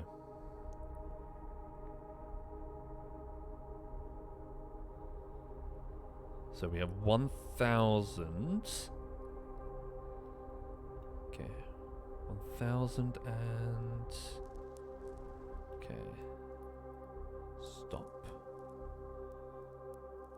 Stop. Confirm maneuver. So this next maneuver... What on earth? I have no idea where the next maneuvering node is. Cancelling it and making a new one. So here is our intercept with Eve. Now, if I were to reduce my speed, so I have 1016 delta V to get down, okay? So that is 523.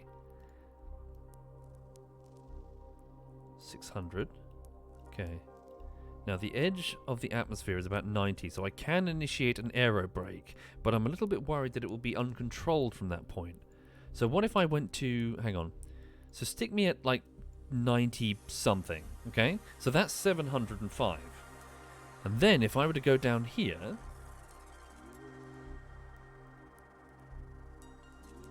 what would it cost me to come all the way down? Ah, fuck. 800? Yeah. Nah, it's gonna have to be an aero brake. But what I'm worried about is that in order to aero brake, we have to initiate the inflatable heat shield, right? So I have to detach this engine. So if I'm going to make any subsequent changes to my orbit, then I'm going to have to burn fuel that I need to get back off Eve. You know? So I've got to make sure that aero brake is perfect. And also, it's got to hit the ocean. That's another thing. So if we miss, fuck. I mean, the oceans are pretty big. I mean, this entire side is ocean, but you know what I mean. Yeah, it's going to be close, and I think quite a bit of luck is going to be required, because effectively I'll be aero braking, and I'm going down wherever the aero brake brings me down. I won't have the choice of redefining it. I could use the engine as a heat shield. I'd be pushing it like I'd only be 2 kilometers into the atmosphere, and we'll be here a couple of hours, just gradually shrinking down. Yeah, it's gonna have to be quite a bit of luck. Pardon me, just 1 minute. I just need to go for a quick wee. Back in a moment.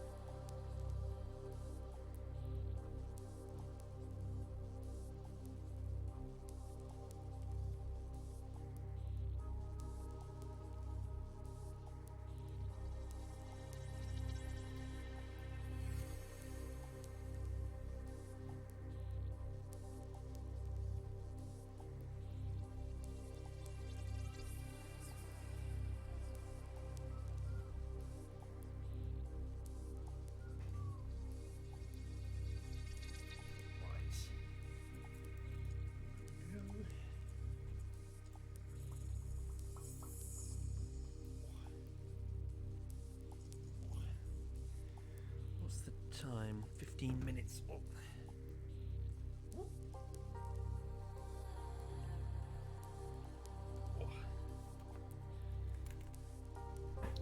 Okay.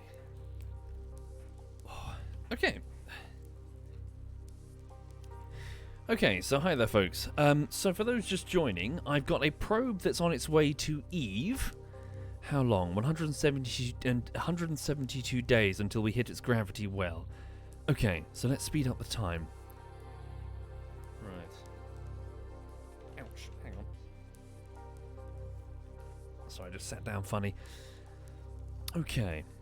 So, the objective is to land something on Eve, which is... I've done that before. That's not too difficult. Well, it is difficult, but, you know. I've done that before. And, but, yeah, so here's the twist. I want to take something off the surface of Eve. So... This probe is going to attempt to do just that. I don't think it will succeed, but at least... Oh, what's happened there? Is another alarm? Ah, the Duna transfer window has arrived. I've got nothing that I need to currently send to Duna, so it's all good. Hang on. So yeah, we'll see how it does. If it fails, then we'll learn more for the next probe. Okay.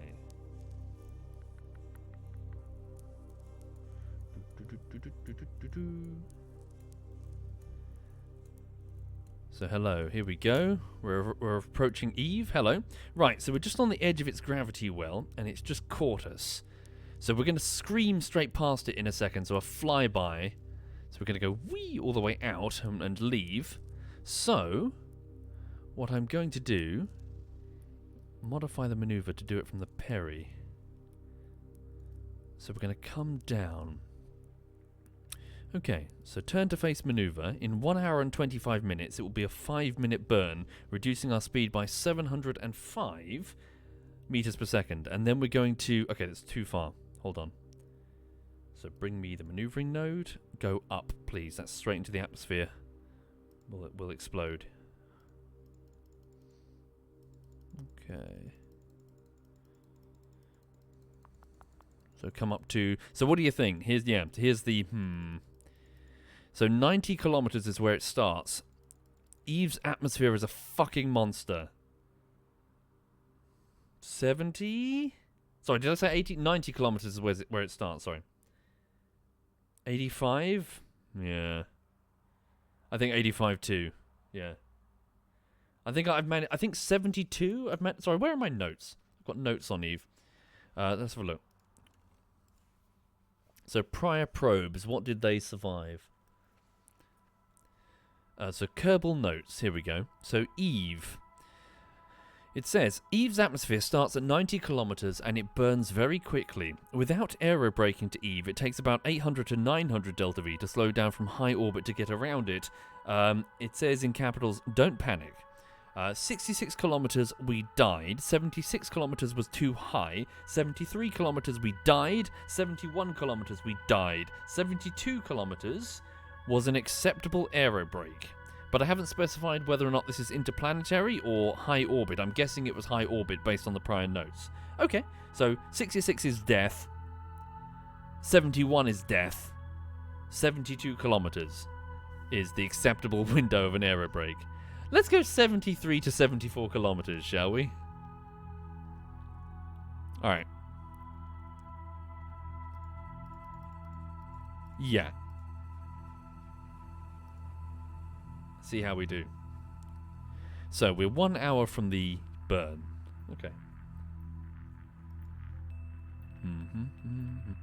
In fact, tell you what, go just a tiny bit higher actually. I've got a slight plan. I can burn the remaining fuel to try and slow us down a little bit more, but I won't be able to do that at the Perry because obviously the Perry is...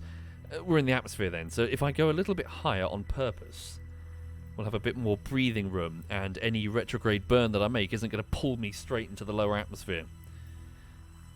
Okay. So here we go. Hello, Eve. So what is that? That's 2 minutes 40, 2 minutes 50? Okay.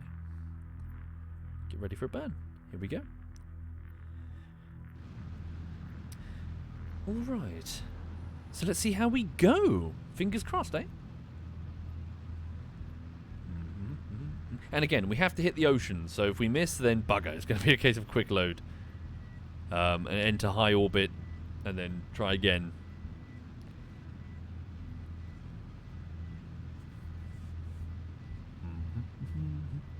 Speed up the time.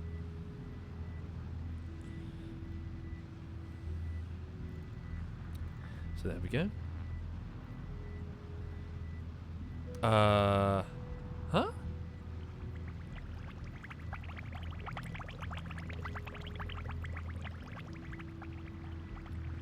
Am I dense?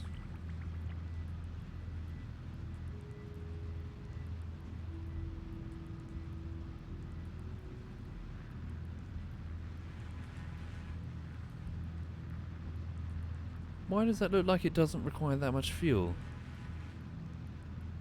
I'm not flipping over, am I?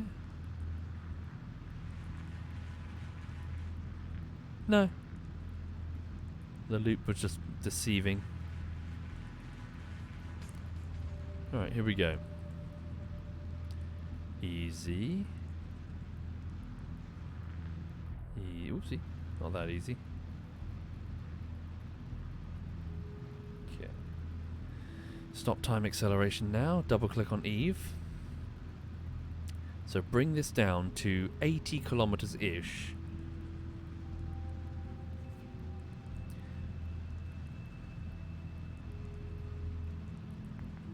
We have 382 delta V remaining. So we'll be falling at around 4,000 meters per second if memory serves, from high orbit. Trying to hit the ocean. Here we go.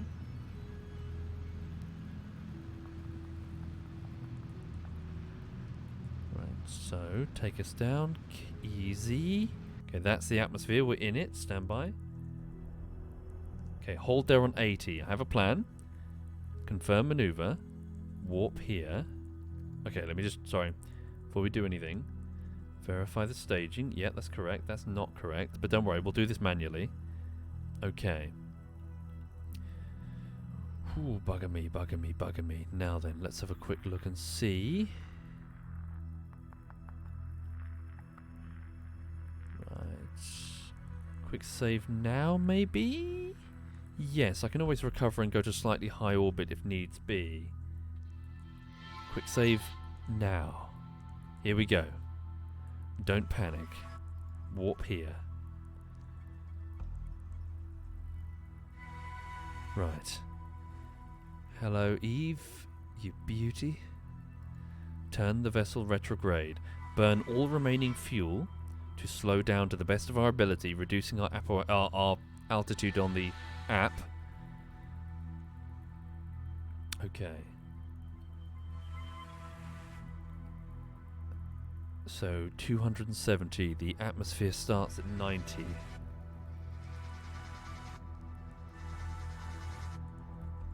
Right.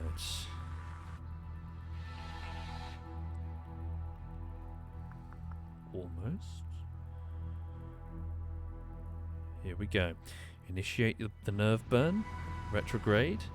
Get ready to jettison them and inflate the heat shield. Just trying to dump my remaining fuel. Might have started the burn a bit too late. We have to get the heat shield in place. Eve is no joke.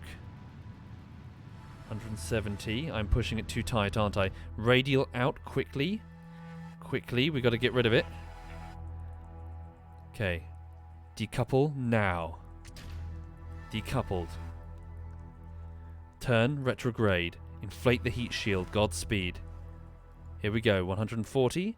Heat shield is inflated. Good luck. Good fucking luck. Eve is an absolute monster. Here we go. Retract the solar panels and hang on tight. 130 kilometers and falling. We're moving at 4,300 meters per second. Get ready. Okay, SAS. SAS is enabled.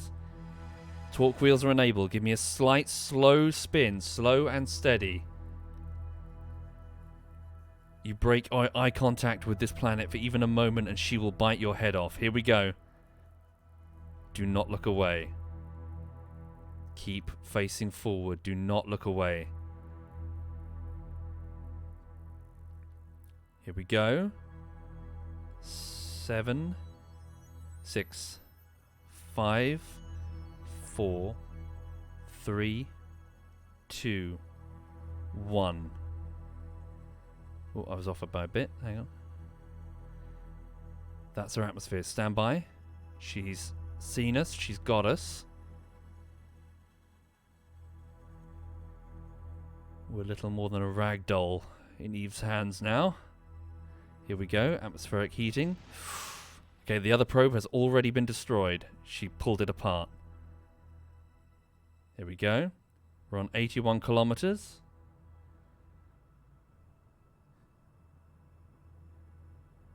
Good luck. Keep spin steady, slow and steady. What's that? Oof, look at that.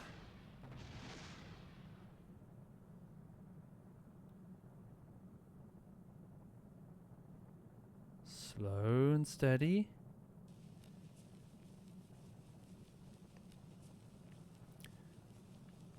Okay, she's letting us go. That's our first skip across the pond. So the Perry is 78. I could have perhaps gone lower.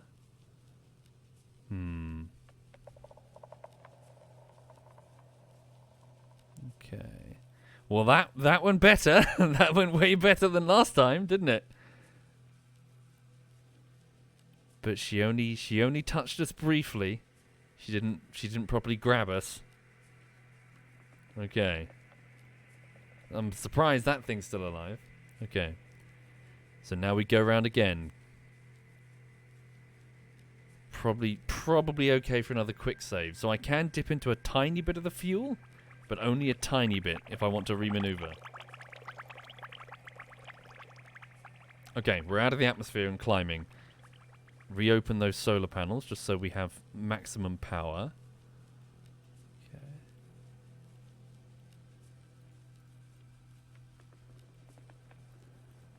Okay. Is the small probe supposed to be attached? For now, it's about to be detached when we get... that's a good point. I didn't actually think about that, did I? I went all the way to 72 without considering the probe. Thank you. The probe will detach when we get down to a little bit lower, after a few skips. Okay. Thank you for reminding me. Quick save it there. Warp to next maneuver. Here we go. So warp to next position here. Here we go. We're coming around. There's our comsat. Staying in touch. Oh, shit. Where are we? Okay, we're fine. We're fine. So, how much lower? Where are we now? Wait, what? Have we gone through it again? Did we just time warp through it? What happened there? Solar panels are okay. Weird. I time warped through it? How on earth did that happen?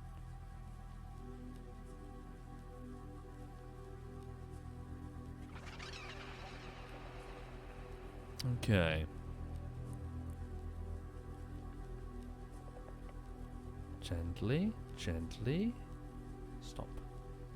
Here we go again. Oh god, yeah, what the fuck? How did the Perry jump out of the atmosphere? What just happened? What? I didn't do anything. That was totally the warp. Oh my god, what the fuck? Hang on.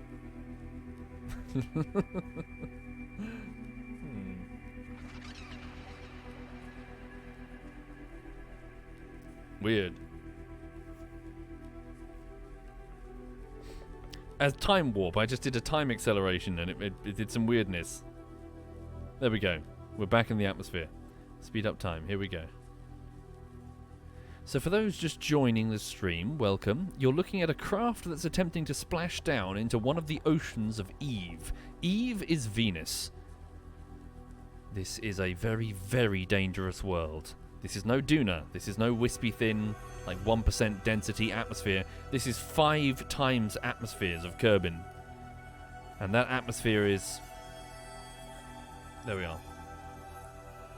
That atmosphere is no joke. So we're trying to aerobrake. So that, again, the best analogy I can make is imagine you are skipping a stone across the surface of a pond. The atmosphere is the pond. We are the stone. With each skip, you will lose a bit of energy. Well, you'll lose a bit of speed. You'll start slowing down. Skip, skip, skip. That's what we're doing. We're basically splashing across the top of the atmosphere, and with each orbit, we're slowing down. Process known as aerobraking. It's quite handy. So if you have a target that has an atmosphere, you can take advantage of that.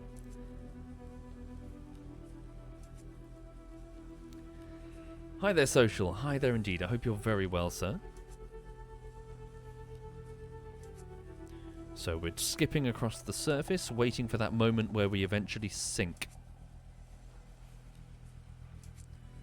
Here we go, 140.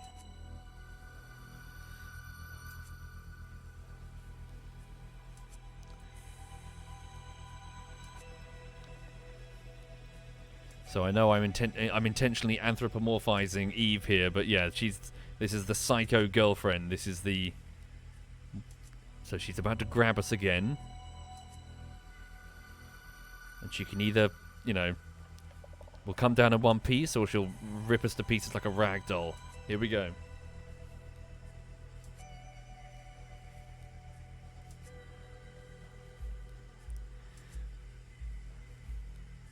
Here we go, we've hit the atmosphere.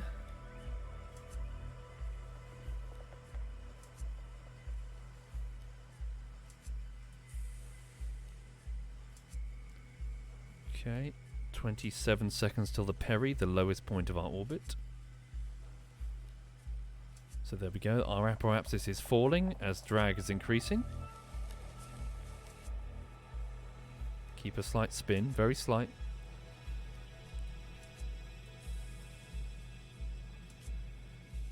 How's the ablation? Well, there is no ablation on this one.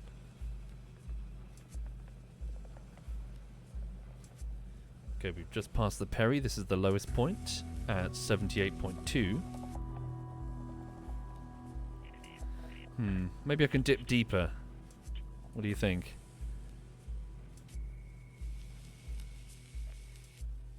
Maybe I should just be patient. We're getting there. Yeah, we shouldn't get cocky, not with Eve.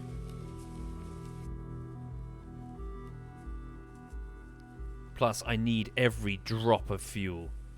Every single drop of fuel for a return.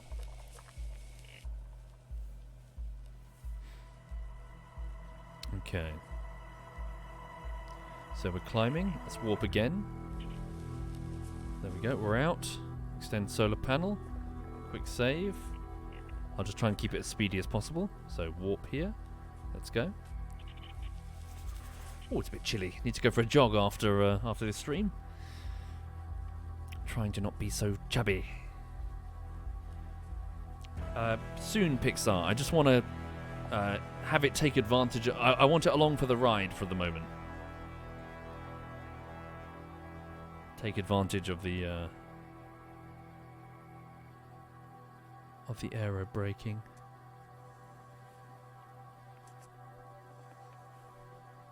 Yeah, how's the Morales tug still alive? I guess physics has stopped being calculated on it. That thing should have exploded. There we go, 200. 716.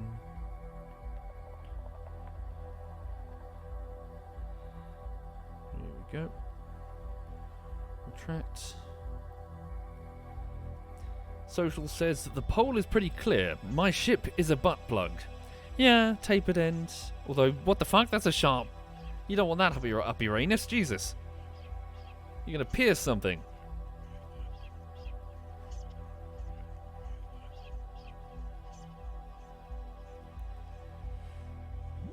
Mook Veris says, yeah, I do. Jesus Christ.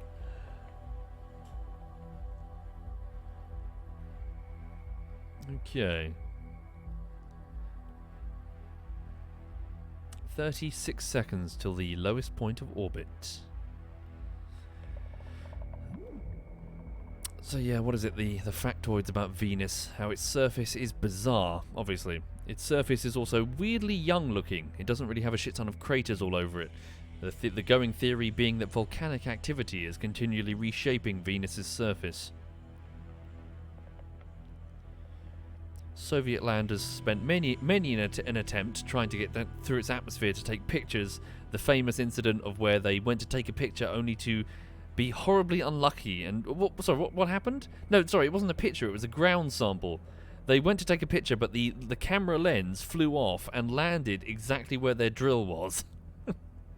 So all they did was take a sample of the the lens, the camera lens. The camera lens cover. It flew off and went in precisely the wrong area. Rotten luck.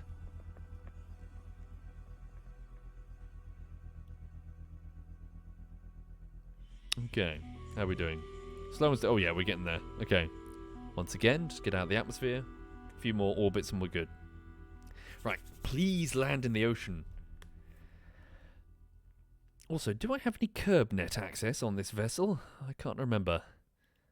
There's a large reaction wheel, so it's being controlled from here. So you have the ability to sort of scan the surface with certain probes. Useful to find potential anomalies and interesting little things. I don't think I have it with this one. What about this probe? Do you have curb net? So where are you? Probe, Clampatron, small inline reaction wheel, Probodyne, curb net access. Oh, you do! Ah! Have a look at this then. So if I alter the field of view, I can zoom in or zoom out to see the surface of Eve. So this is the front, this is the back, and so this is the left side of the probe, and this is the right. So it's not the most ideal view, but we can switch modes. For example, this is altitude. We can scan for a landing site. Oh, look! That must be the ocean.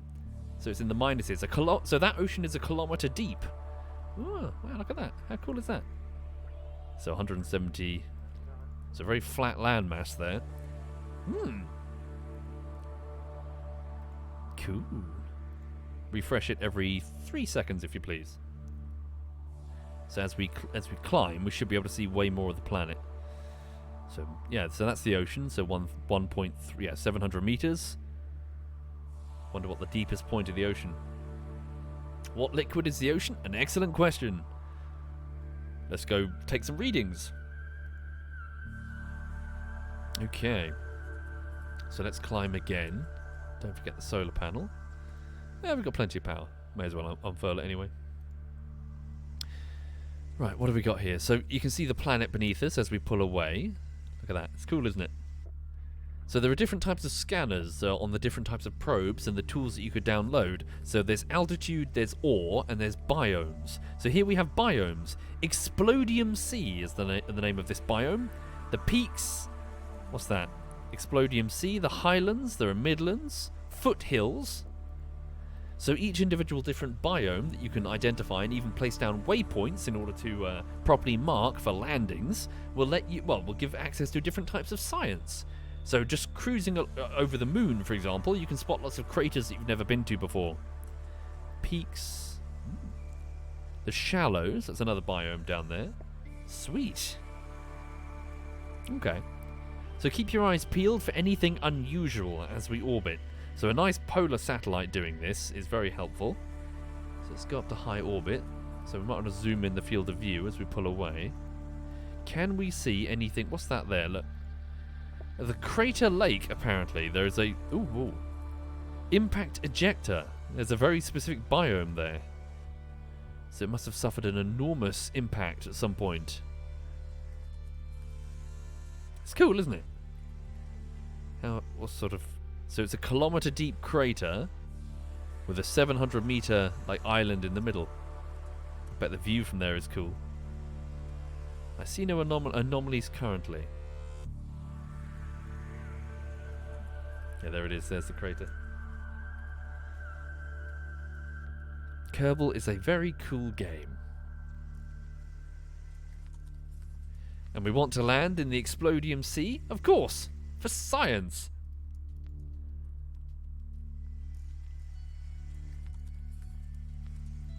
So what's that there? Lowlands. So the dark purple's lowlands. Eastern Sea. There are different seas. Okay. So we're going up. So no sign of anything unusual yet. Maybe we don't have the correct type of probe unit. That's possible.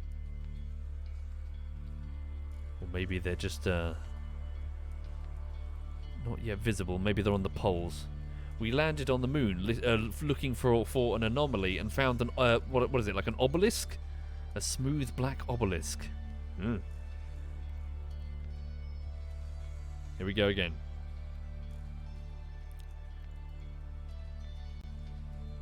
Okay. Why would we want to land in the sea? For science, of course.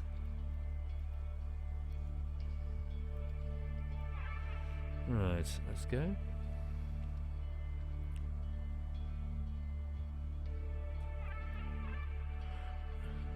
$200.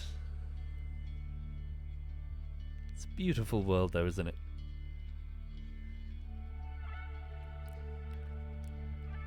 The Kerbal Nauts land and they survey their surroundings. And the men step out One small step for a man, all that jazz.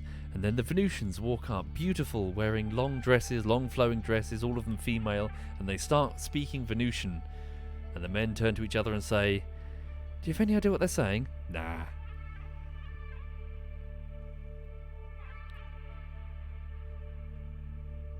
Okay, stand by.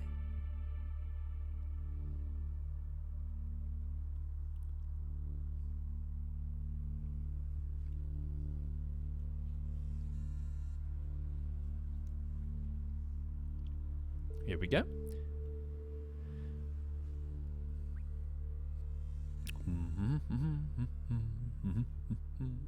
So yeah, over here folks, everything's fine. Just cracking on with this video editing. The dog is fine. She's flopped behind me, having a snooze on the sofa.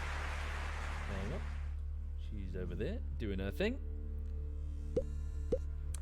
I'm going to go for a jog in a minute, and then I'm going to come back and have a bit of lunch, and then get on with the editing. Well, get on with stuff I need to do for the editing. Thank you, Calamini and Mitchell. Thank you very much, both of you. Okay. So we're coming down each time.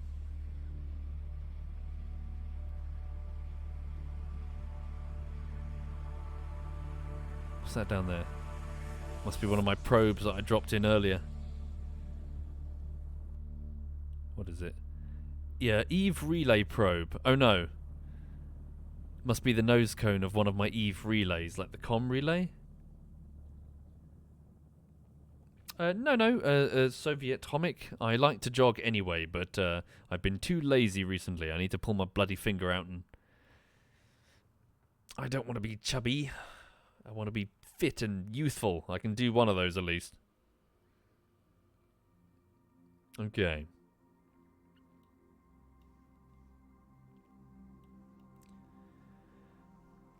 So what speed do you need to get down to before you attempt to land? So it's more altitude. I need to drop down to, yeah, so within 90 kilometers on both App and Perry.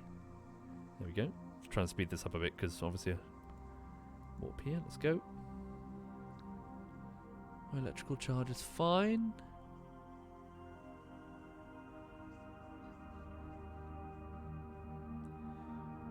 Oop, is that us? Nope, we're still way up. Yeah, folks seem to be all right. Anthony, let's go.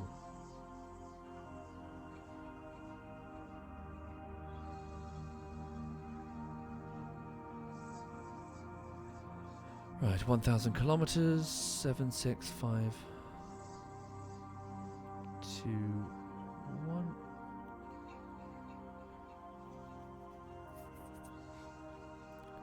Few more orbits, then we should be golden.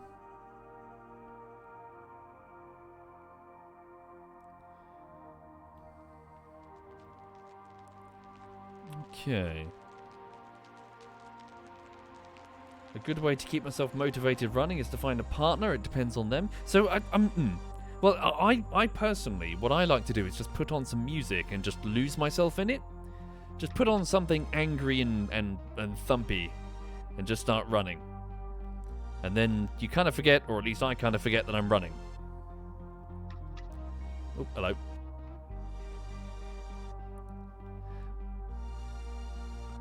So yeah, I just put on some earhook headphones and just jog along to something. Some game soundtrack or something or other. Okay. Yep, Red Alert 2, that's on my running track, and yeah, that's on there as well. Definitely. The soundtrack for, is it Nier? Is the game called Nier?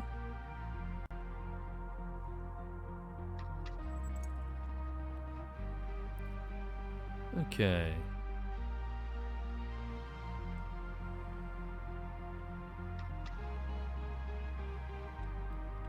I would put on an audiobook, but I probably couldn't hear what they're saying over the sounds of extremely unsexy wheezing. Coming from me, obviously. Also, hello. Sorry, I just glanced over there. I didn't realize there were so many people watching. Welcome, everyone. Once again, I'm thrilled to see that Kerbal is so... Well, people are so enthused with Kerbal. Strongly recommend. If you haven't tried it, good luck with your space adventures. Thank you, Scalio von Ducuro. Thank you very much, Scalio. Right. Sorry, for those just joining, I'm just trying to get this probe in, not orbit, I'm trying to bring it down onto the planet of Eve. I would go lower, but I need to save every drop of fuel to try and leave Eve. Will I succeed? I have no idea. I've never tried it. This is the Evelyn. She is the second of her generation. The first one came here and promptly exploded. What is that? Is that a mountain? Interesting.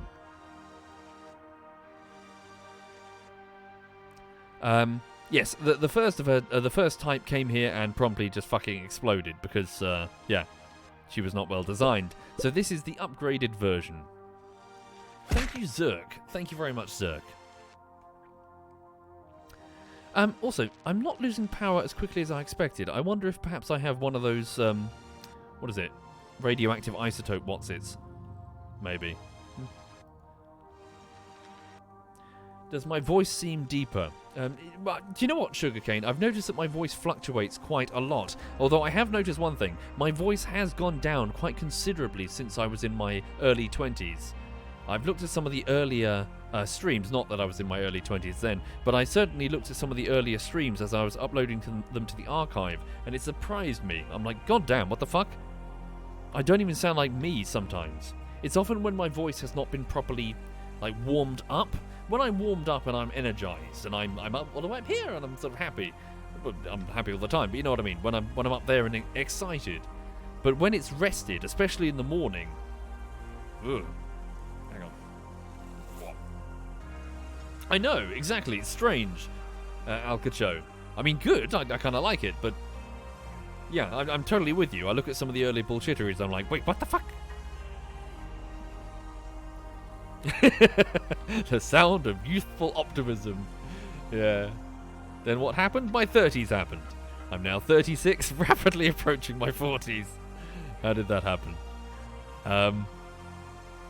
No, I keep saying it. I'm a lot more comfortable in my 30s than I was in my 20s. 20s me had no idea what the fuck I was doing. Well, 30s me still has no idea what the fuck I'm doing, but at least I've got a lot more experience. I know what I like, I know what I don't like, and you find you have a lot less patience for fools. Okay. Yeah, I can only speak for myself, of course, but I think that when you enter your 30s, you're a lot more comfortable in your skin.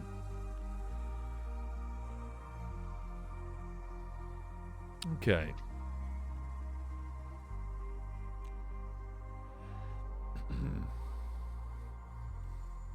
Yeah, like early 20s me was a fucking nervous mess. Holy shit.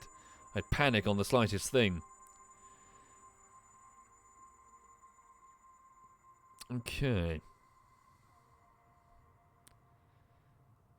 Like going into a job interview, for example. I suppose that's not really a 20s thing. That's more just a lack of experience thing. Going to a job interview, it's like, what do you consider to be your weaknesses, your strengths, and all that jazz? You know, back then you're like, here is a biro. Sell this to me. It draws good. But when you get to your 30s, you've been round the block a few times. You know what you're good and bad at.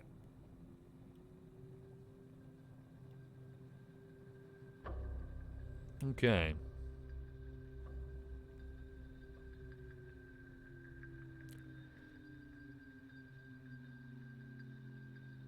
You don't, says Bear. Bear? No? Okay. Some people in their 30s know what they're good and bad at. Oh, really, Milky? Yeah, I mean, yeah. Obviously, it's nerve-wracking, but you can at least you have a better appreciation for one's strengths and weaknesses as a person. Okay. Extending solar panels. Sorry, this probably is a very boring stream. I'm just trying to slow down this craft by aerobraking. So for those not familiar, I'm skimming over the upper atmosphere of Eve, which is Venus. The intentional goal is to bring this probe down. So every few hours, it's getting lower and lower. So you see that white line? That's where we started. That's the tug that pushed us here. That's the Morales. Technically, the Morales should be destroyed. It has no heat shield and is orbiting well within the atmosphere. So that thing should have blown up. But the way Kerbal Space Program works is it only calculates physics when you're in this view. So it's just like it's an icon right now on the screen. So maybe later, maybe I'll switch over and you can see how catastrophic the explosion would be without a heat shield. So the probe before exploded because despite having the exact same type of heat shield, it lacked torque wheels, so spinning weighted wheels inside the vessel generating torque as they go. This one has a shit ton of them, as you can see. One huge band here, and then I think another one up here. I think another two up there, actually. So this thing is spinning. Torque is keeping this thing front and center. And as the gas in front of the heat shield is compressed, it heats up, as is the nature of compressing gas. If you remember from your secondary school science experiments, the tube, the teacher brings out that I don't even know what it's called. It's like a glass tube with a plunger in it. And she puts like a cotton ball or something inside the bottom of the plunger, and then she smacks the plunger. She smacks the plunger, and you'll see that the cotton ball will spark, demonstrating that compressed gas heats up.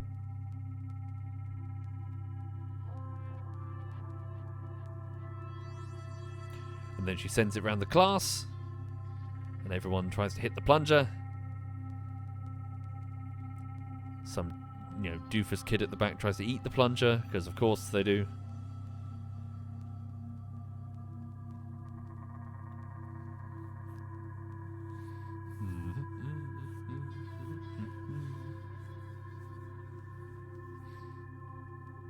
Okay.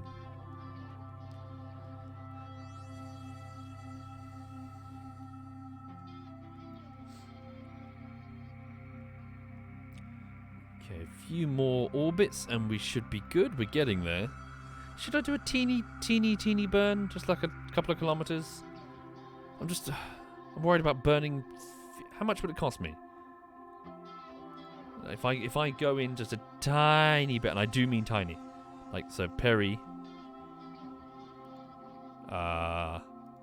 70, 69. Nice. 3 Delta V. Okay, come on. We can afford 3 Delta V. Of course we can afford 3 Delta V.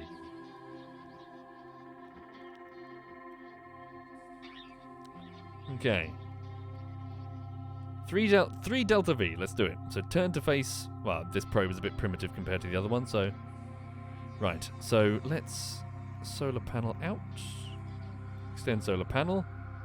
Although, are we going to lose the ability to deploy the probe? I hope not. Better quick save before I do anything stupid. Okay. In fact, quick save it now because I'm about to do something potentially stupid. Right. So engines activate, activate, activate, and activate. I have engine control. Okay. Warp to next maneuver. 1 hour and 29 minutes. Yes, Twitch account. It's that thing that I keep forgetting to do every time. Action groups. Right. One engine is going to barbecue Cupid. Oh, yeah. Okay, very tiny little puff.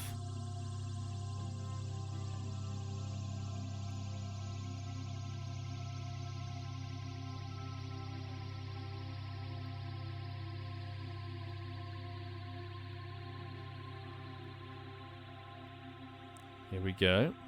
I've already quick saved it, so we should be fine. How goes the house hunting? Yeah, still actively. Whoops, careful. Yeah, she's gonna be. Whoa! Oh!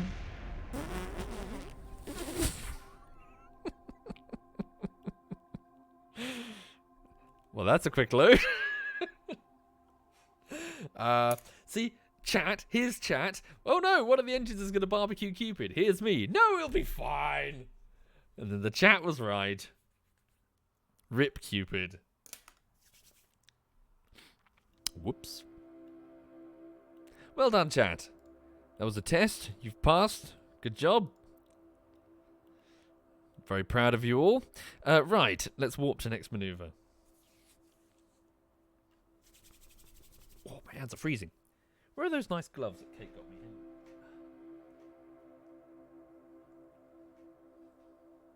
Kate got me some fingerless gloves. I'm just going to pop them on. Indeed, Pepper. I only activated 3 engines on purpose. Oh, actually, no, it's really hard to use the mouse. Fuck. Hang on. Right, let's try again. So, don't activate the engine pointing at Cupid. It's going to be a bit lopsided, but it should be fine, so long as we burn very slowly.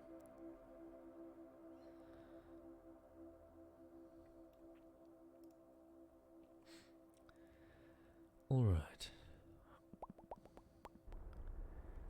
Very, very slowly. Bit faster.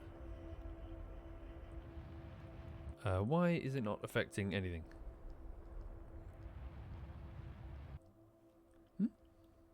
What's going on?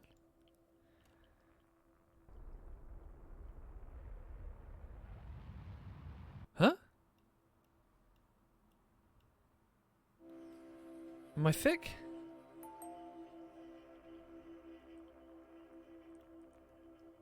Heat shield is absorbing the gas? Surely it's not a thing. Too little thrust?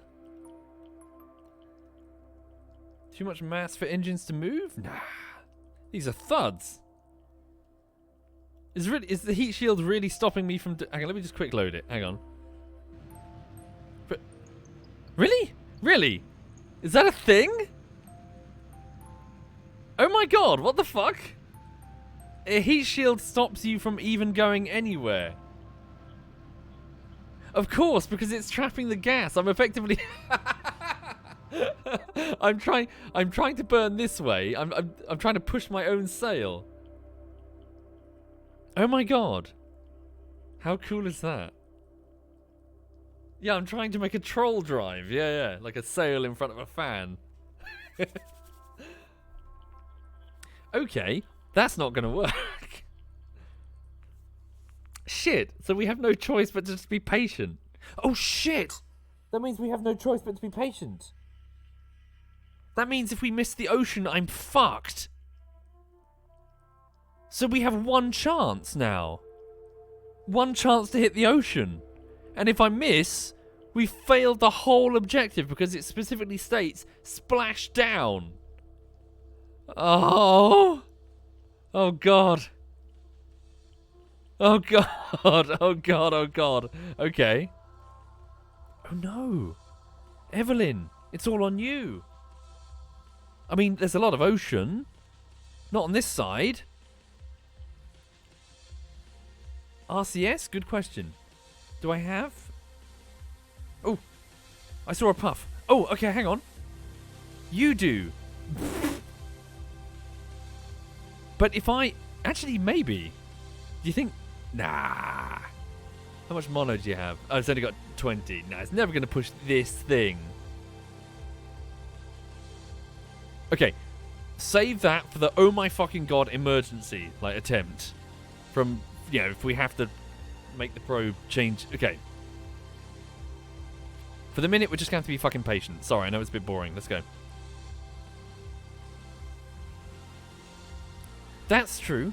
And there's a xenon engine aboard the probe. Not that it's going to push something this gigantic.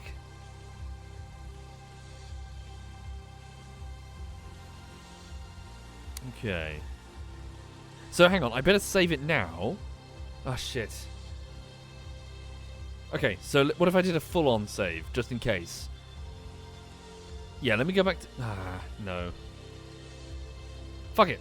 Let me go back to the Space Center, do a big save, and then come back. The reason being, if I have to make a mono corrective burn, then I have to do it from high altitude. So I'd have to load it here. It's fine. I know what I'm doing. Sort of. Kind of. Maybe. Not really. But just bear with me. No, I'm afraid not, Arthur. The heat shield can now only decouple, it cannot deflate. Ooh, shit. It's fine, we'll be fine. I have faith. I'm sure Evelyn has it perfectly under control.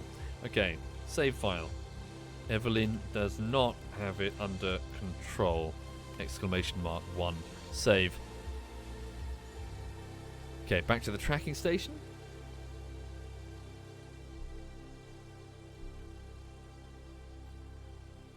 Loading the tracking station. My hands are fucking freezing, sorry. It's getting quite cold. Okay, back to the Morales probe. Ah, dear. Oh yes, Mag was kind enough to send me a box of treats from his home country, and oh my god, they're delicious. He sent me stroop waffles and these chocolate ball things that are addictive. And he sent me like a whole chocolate, the letter S. Like, apparently you can get like alphabet chocolate letters, and they got like a whole huge thing. It's like a pretzel, it was massive. Just out of chocolate. He's a very, very kind person. Okay. SAS enabled, turn to face retrograde, speed up the time. La-di-da-di-da.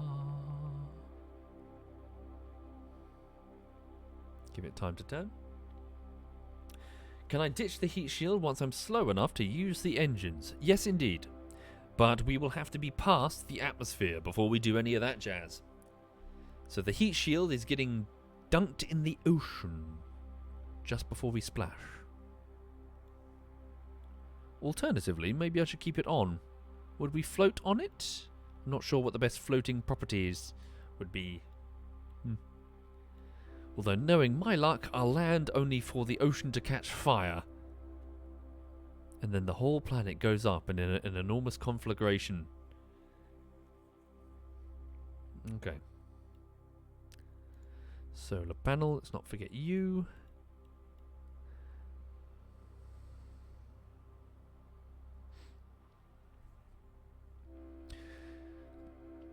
What are the oceans made out of? Alkapops, I think. All right. Unobtainium, yes. Oh yes, how was the new Avatar, by the way? Has anyone seen it? Is it good?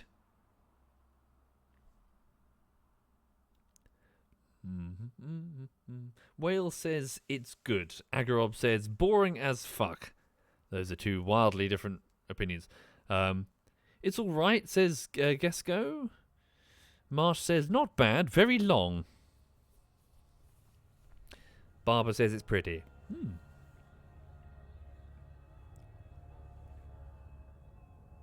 It looks like it's all spectacle. Well, to be expected, really.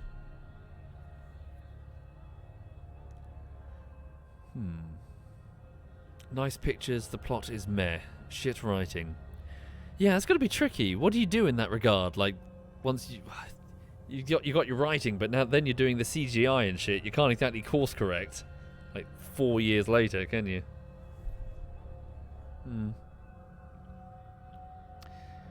Come on, let's bring us down. We're gonna be here for fucking ages.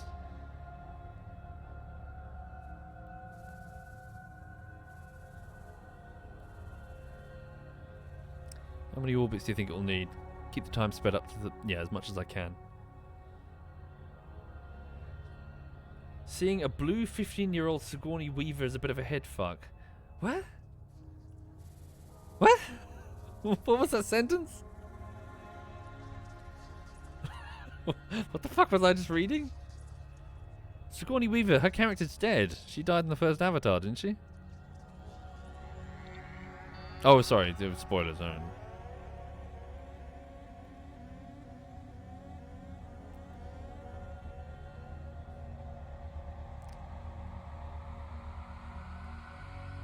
Right.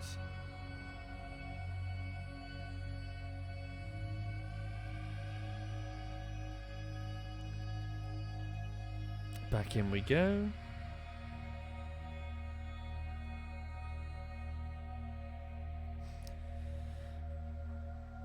Right. Sorry. Anyway, for the people just joining, yeah. So trying to enter the atmosphere of this planet. Is that a mountain? What is that? That's cool looking. Need to get like a scanning thing on there. Maybe it's like atmospheric trick or something.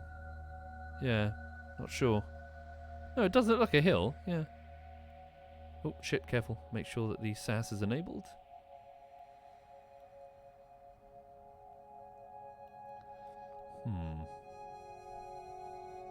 So if we can try and land on a raised section, particularly near the equator, it will make taking flight much easier. So if you were already about 10 kilometers up, well, that's 10 kilometers of fuel that you don't have to burn, essentially. Come on. So 3.7 million meters. Yes, we do need to land in the sea. That's our conundrum.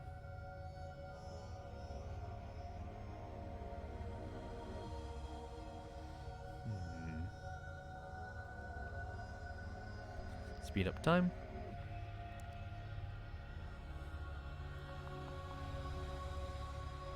There we go. Warp to next maneuver.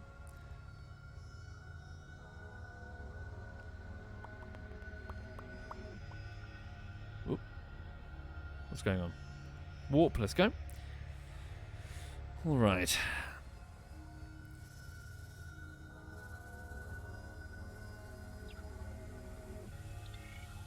Careful.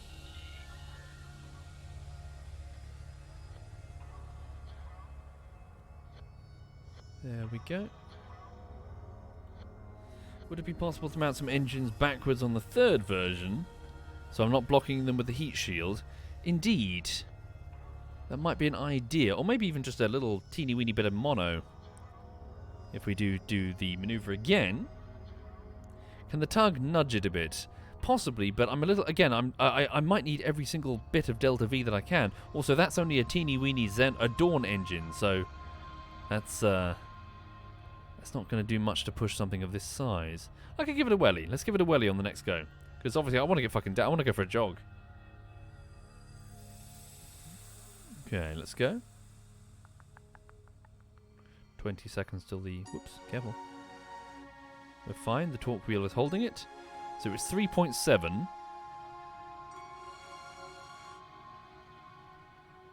Well, I like running, Squire. The Squire. It's good, I enjoy it. My running shoes are falling apart. My mum got me an Amazon voucher for Christmas. Gonna buy a new pair of running shoes. Okay, so it was 3.7, it's now 3.3. We're not out yet.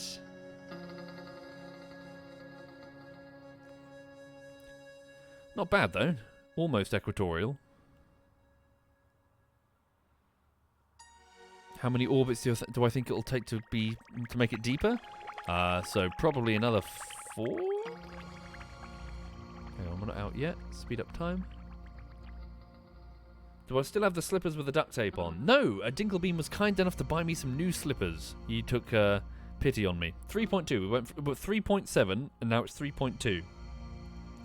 So, let's go all the way up here. Warp to this bit here.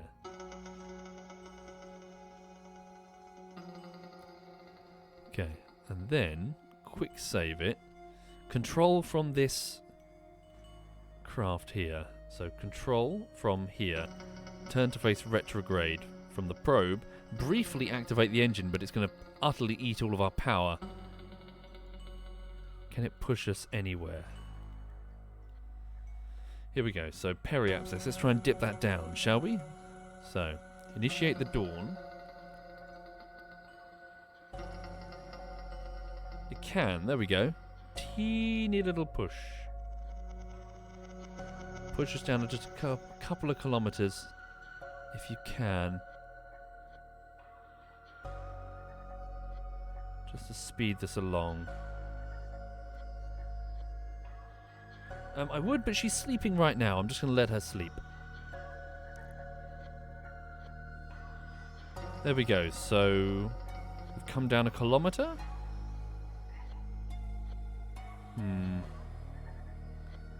Try not to burn too much xenon. 76.5. Yeah, let's leave it. Let's try 76.5. Cool, not bad though. Deactivate, shut down the engine. Then recontrol the probe from... where's the control unit? Protective shell. Oh, that's frustrating. Is it all the way inside?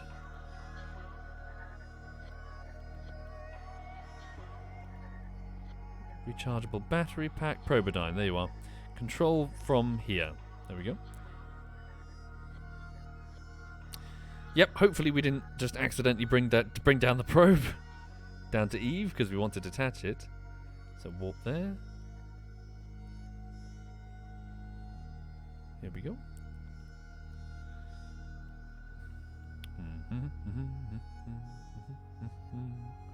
Don't worry, I won't forget. Fear not. 400, 300, 200. There we go. Retract the solar panels.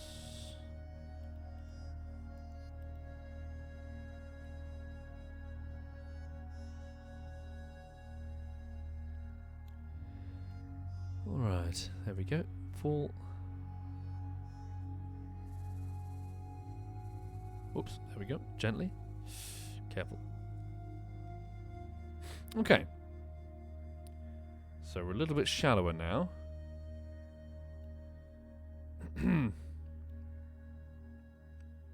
Hopefully we don't come down, because we need the probe to stay up here.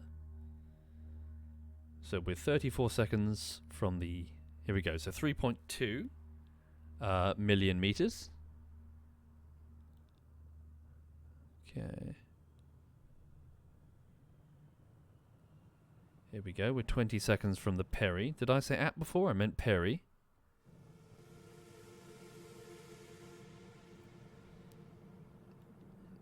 Okay, we're 10 seconds.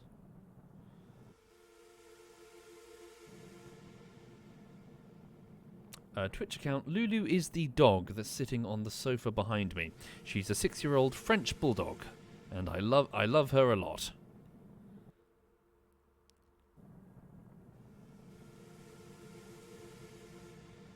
Why is Lulu? When is Lulu? Lulu is whenever she wants to be, and why? Well, I think food is really the reason for why she exists. Like the fireworks are going off on New Year's Eve, she just lifts her head up. It's like, is that food? No. She's a stomach with legs. Okay, we're down to 2.9. God damn it. I really don't want to use the xenon gas. I mean, the samples can't get home because we burnt all the gas. Fuck it, I'm being impatient. Let's go up again. Warp to next maneuver. Nah, she doesn't give a shit about the fireworks, thankfully. Okay, Probodyne, where are you? Clampertron.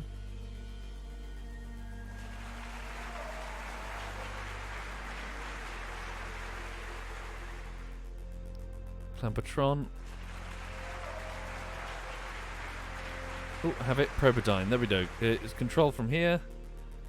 Activate the dawn. Okay, we're on 76k. Come on.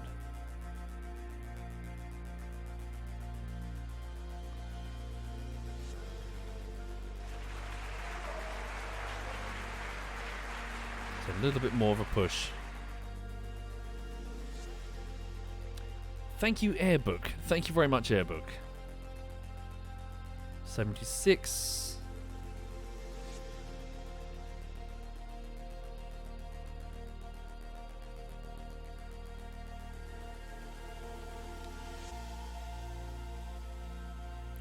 Let's go down to 75.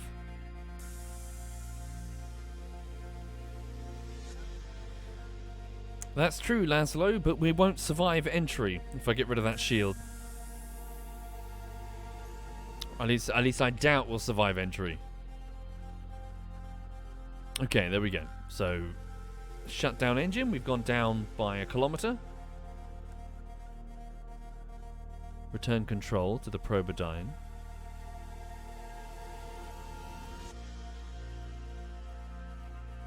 Ugh.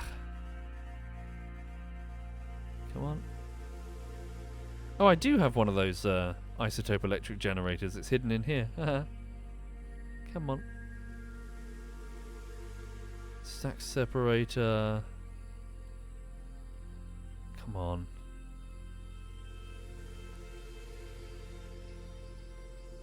Inline reaction wheel, Clampetron docking port.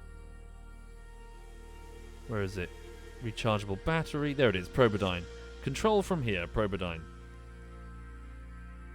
Cool. Let's go. Oh, careful.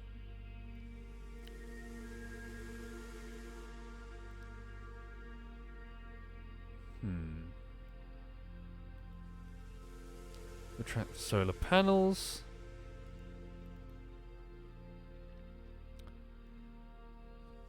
We'll see the Squire. There's a bit of a bad smell with Kerbal Space Program 2.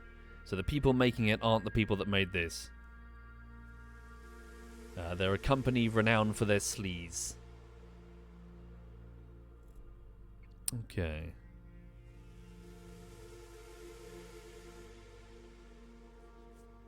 Was it take two? Who were they?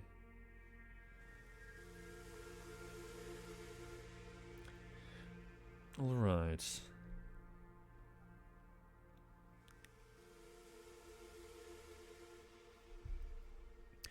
All right, so there we go. 74.9 kilometers.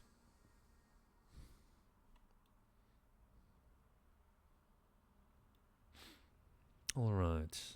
33 seconds till the Perry. Speed up the time a little bit, but be careful. SAS is enabled, we're okay.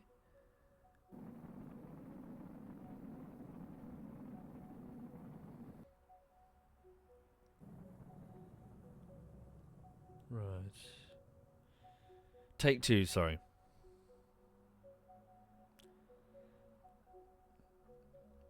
Using their indie... so they're hiding behind an indie publisher, so, okay, yeah.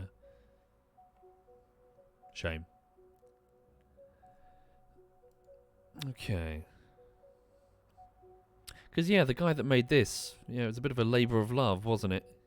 He worked for a marketing company in Mexico. Decided to start making this instead.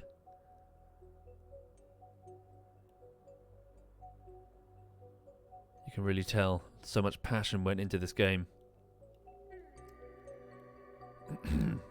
Okay.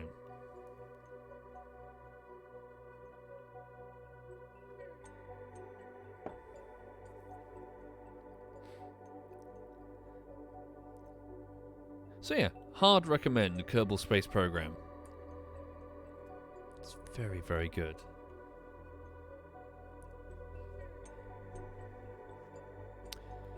Thank you, Axolotl. Much appreciated. Okay, so we're getting there. 2.5 now, down from 3.7.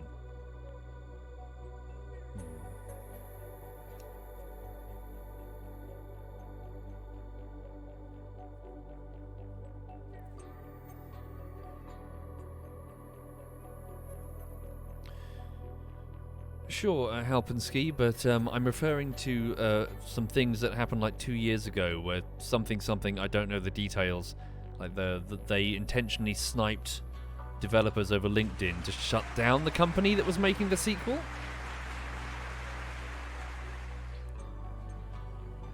Or something? I read it on Eurogamer. I'm sure someone can find the link.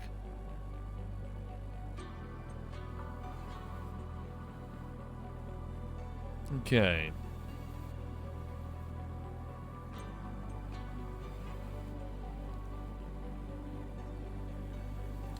Thank you, Captain Blow Up Doll. Thank you very much, Captain. Come on.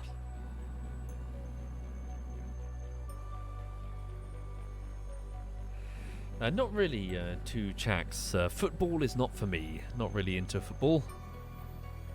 To each their own. Okay.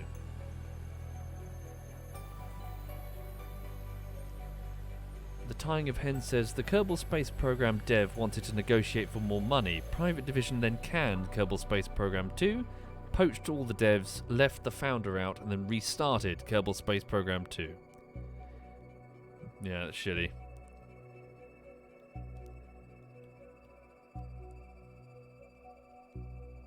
Okay.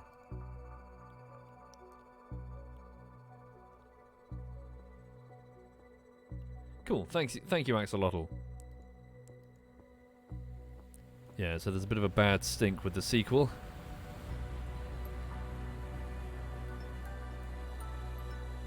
Right.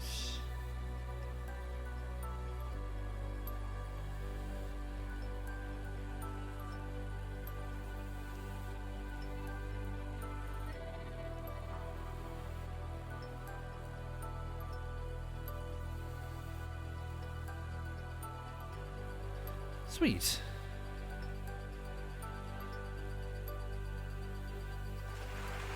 Thank you, Digital Serenity. Much appreciated, Digital. Thank you. Imagine after all this we missed the ocean. Be like, fuck! Okay.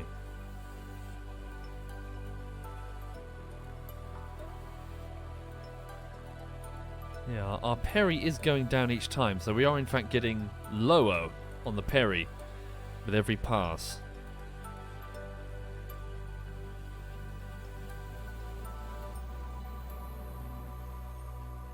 So there we go. I'll get ready to detach the probe soon. We'll do that at the app so I can maneuver it into higher orbit.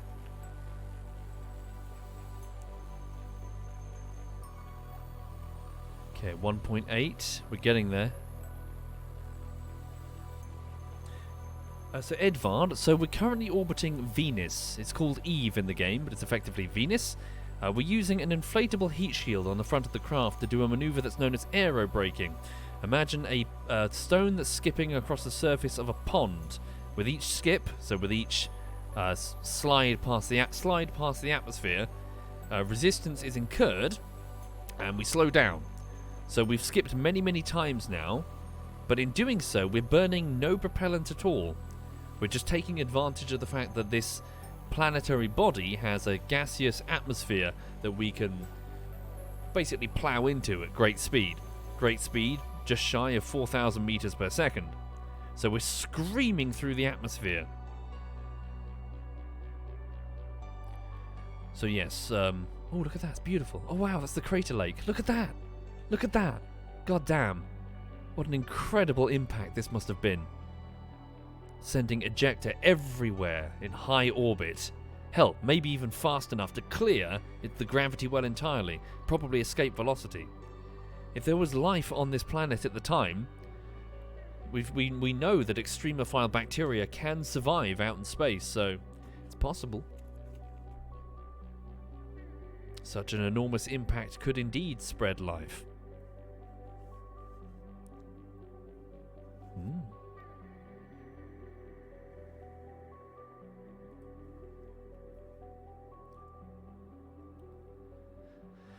All right. Yeah, so it's one of the major reasons to go and visit Mars. Have a look and see if there's any evidence of life. If so, we can be like, aha. Because Mars is much smaller than Earth. Much, much smaller. Which means it cooled down faster, which meant it had liquid water on its surface and was basically in a much more stable environment long before Earth. So Earth was still fucking around being a scalding metal ball. Mars was already kicking. So it had liquid water on its surface. What was it, like 5 times longer than the time that Earth had? So yeah, potentially, if life evolved, it could have been. Even if it was very simple life, it could have been on the surface of Mars.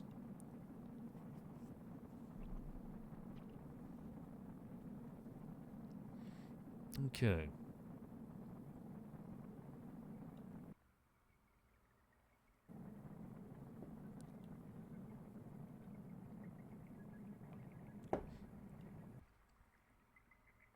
We're getting there. Slow and steady, but we're getting there.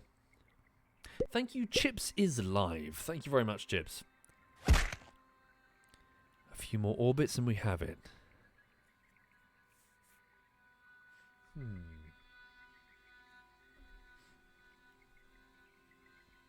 we go. Warp here. Let's go.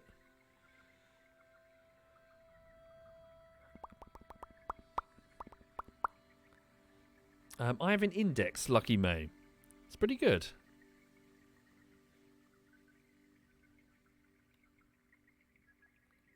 So what are we on now? We're on 75 kilometers, almost exactly. Here we are, coming on in again.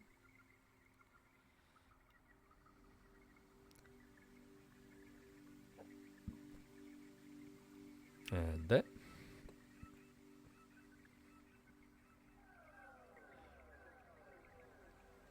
Look at that. Incredible. Switch over to my KerbNet. Stand by. How deep is the ocean? So if I go to the probe...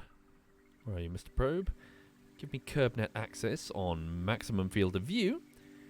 According to this, that is Crater Lake biome. It's 1.5 to 1.39 kilometers deep. An ocean of jet fuel. Refresh every 3 seconds on the scan. So this is the front of the probe. Well, it's a bit weird because the probe isn't facing where we're going forward, so... So keep your eyes peeled for any giant question marks that might appear, indicating unknown anomaly on the surface. And you can send down your Kerbal noughts and have a look at the anomalies and be like, ooh. For example, I believe, so obviously I found the, I've gone to the moon and landed on its south pole. Actually, no, I'm not going to tell you what's on the south pole. You can find it yourself for those just joining who haven't done Kerbal.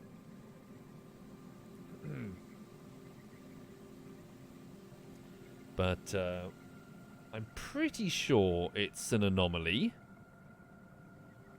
Hang on. When was it added?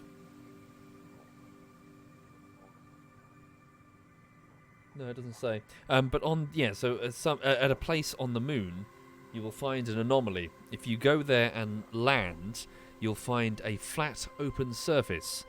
The place is effectively an ocean, well, what would be an ocean basin if there were oceans on the surface of the moon, and it's known as the Sea of Tranquility. And there you'll find a small monument to the Apollo team that landed there. So basically they've replicated the moon landing location. So, yeah. Sorry, is that correct? Is it at the exact location, or have they just put it somewhere else on the moon? A little memorial. It is? That's cool.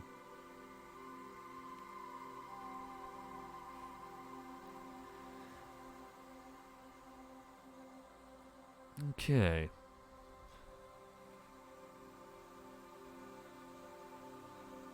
No sign of any anomalies currently.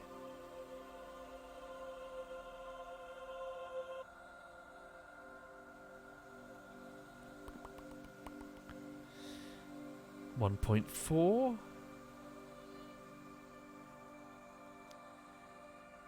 Indeed, Dehanin. But at the same time, it was... the whole space race was a product of political pressures at the time. Makes sense. Once it was clear that the Soviets were nowhere near, why go back to the moon?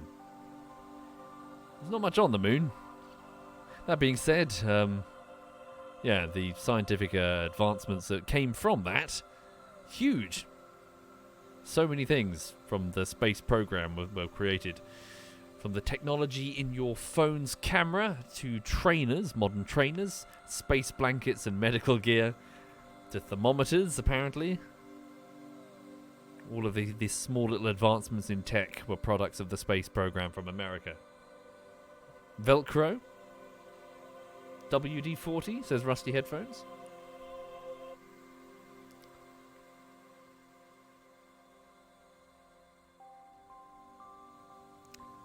Okay. What else was there? Yeah, space blankets.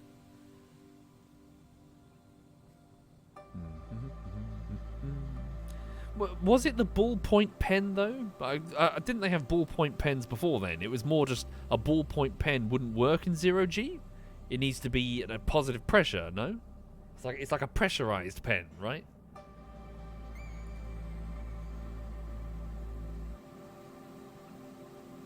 Because obviously you hold the ballpoint pen down and the ink runs down to the ballpoint.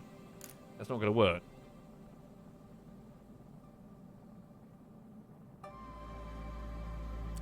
Yeah, and then that myth about the what was it? The often repeated story about the Soviets using pencils.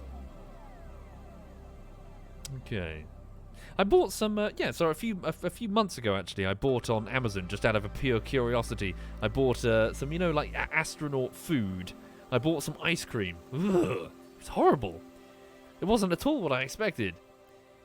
It was like this block of dry, just ugh. Obviously, it's edible. It's perfectly edible. It's food. It's good, says Green? No, it's horrible. To each their own. I was like, ugh.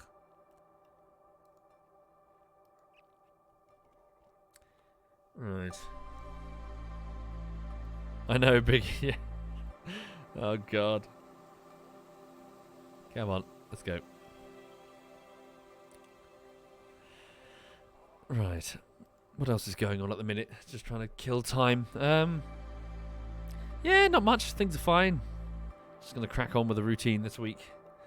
I've got a cheap printer next to me that I bought just for the sake of printing out some tax forms that the taxman wanted last year. I got like a random audit, a request for an audit. So they were like, can you send me all the documents in the post? They didn't want to use the... Well, it was like, you can use the internet, but there's a whole bunch of like disclaimers saying if your data gets nicked, it's not our fault.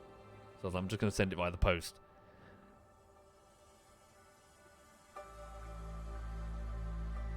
Okay.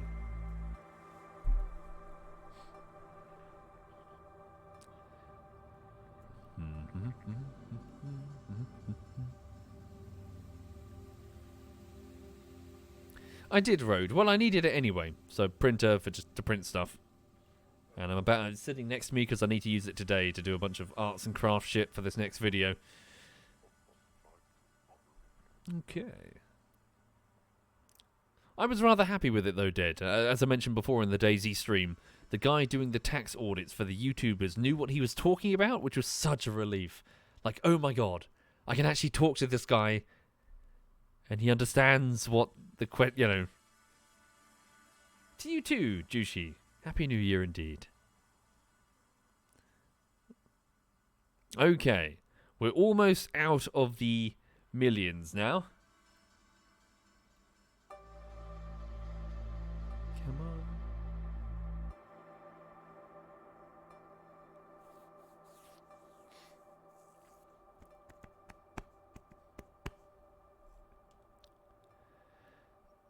Almost.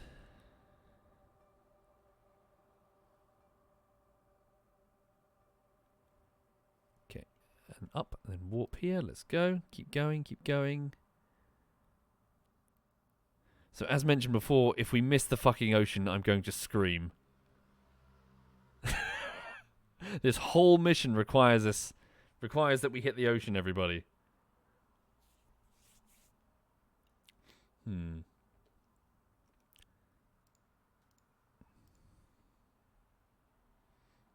Okay.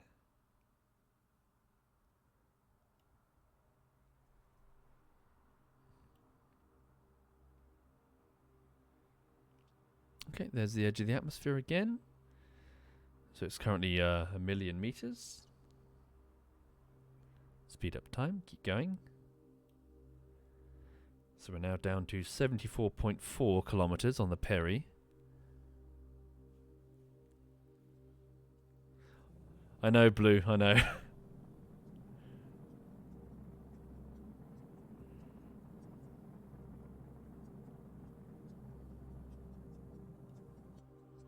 There we go. 900. So about 900 kilometers. Come on, we can do it. We can do it. Yep, we need to start worrying about the staging, don't we? Definitely. So this one here is the inflatable heat shield. After that, I imagine it's going to be the chutes, which are here. Put that there. Thank you, Ganaf. Yes, indeed. So I'm effectively trying to launch this thing off the surface to see how high it gets. So there's a teeny weeny... So all the staging is wrong. I'll fix this in a bit. But there's a teeny weeny probe in here. And as it climbs... So first this engine will go, and then these tanks will break off, and then this tank will break off, and then... Yeah. Sorry, wait, how does it go? I think the thuds push it. The thuds have the thruster weight, and then piece by piece, the fuel tanks break off the bum. So break off, and then this reveals itself, and that has its own engines, and then it's got fuel tanks to break off. So I'm trying to keep it as aerodynamic and thin as possible.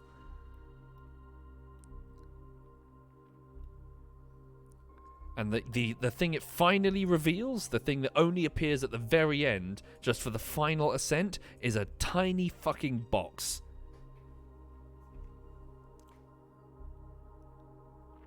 Okay. So this huge craft, or it was huge, its only purpose is to return a box. And that box will link up with the Cupid, this probe mounted on the side, and that Cupid is going to take this box home. Samples and science data. Okay.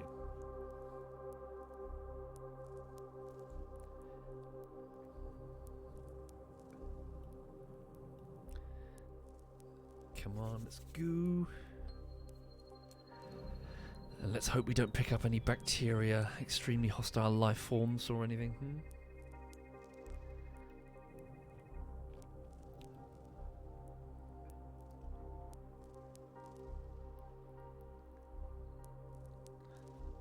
Why haven't I ejected the fairing? This thing is going to be needed for the ascent, as it tries to cut its way through 5 times Kerbin atmosphere. Oof. Hi there, Harry. ZF Harry is in the chat. Hi there, Harry. Hope you're okay, sir. Hope you're A-okay.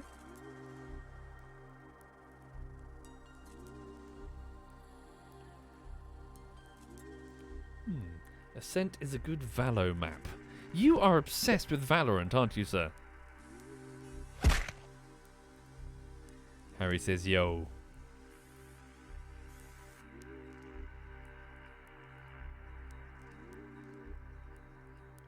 Harry, you should do Kerbal.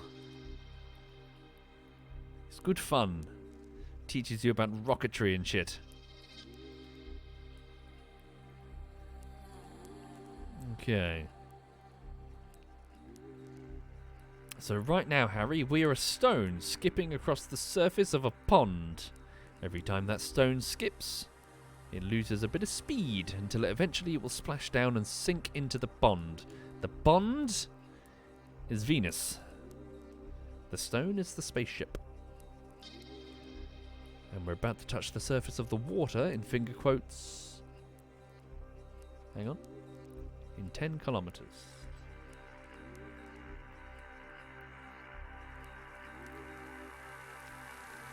There we go. What happens if you don't hit the land? Well, our objective is to hit the hit the water, so hooray. So we've been given a task. The space agency has been given a task to splash down.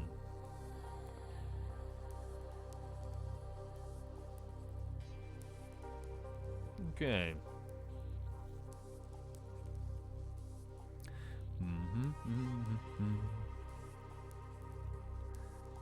Here we go. 74.2 on the Perry, and it's 59 seconds away. So in 59 seconds, we'll be at the lowest point. We have a direct connection to the Space Center right now. Do we? Oh, no, we don't. I see, yeah. Look. So we got our signal being bounced to an Eve orbital relay that's sending the signal all the way back home. Thank you, Tame Mono. Thank you very much, Tame.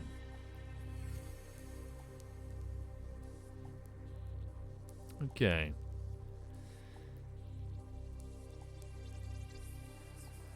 Let's go, let's go, let's go. Thank you, Slow. Thank you very much, Slow Ali. Much appreciated, Slow. Thank you. Okay, the app is now 660 kilometers. Are we there yet? Close. Thank you, Economist. Thank you very much, Economist. Thank you very much. And Swarf, and Chips is Live, and Digital Serenity. Alright. Keep speeding up time. Let's go.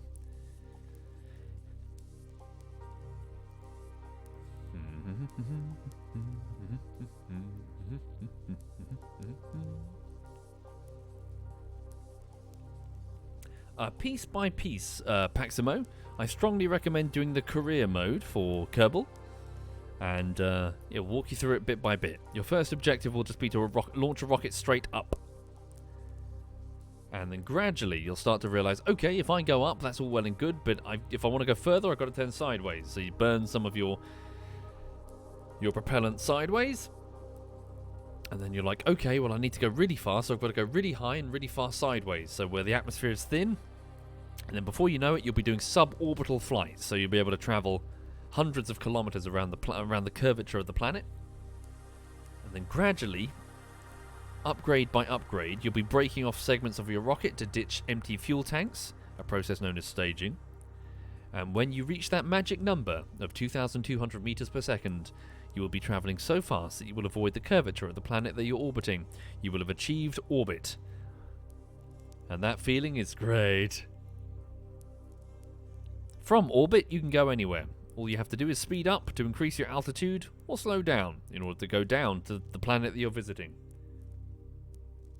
I know, surprising axolotl, isn't it? I'm very pleased to see that people like Kerbal. I do hard recommend for those who are on the fence. Okay. We're almost there, everybody. Just passing the Perry on 73.9 kilometers above sea level. We're now down to 520 kilometers on the app, which is the highest point of the orbit. All right.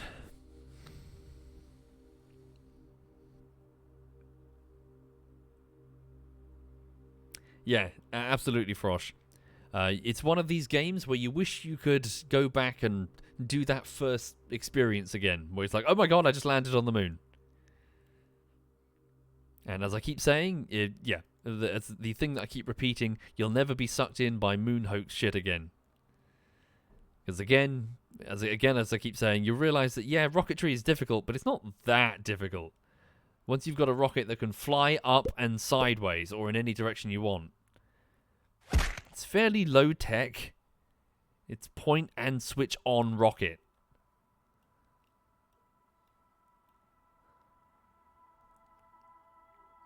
Yeah, getting to the moon is not difficult. Getting to the moon and arriving in fewer than 1 million pieces is difficult. It's the slowing down that's the problem. If you don't give a shit about that part, yeah, it's easy to get to the moon.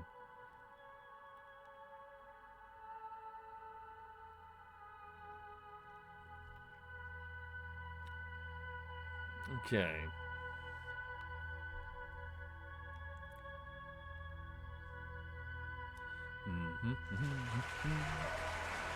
Thank you, Tin Star. Thank you very much, Tin Star.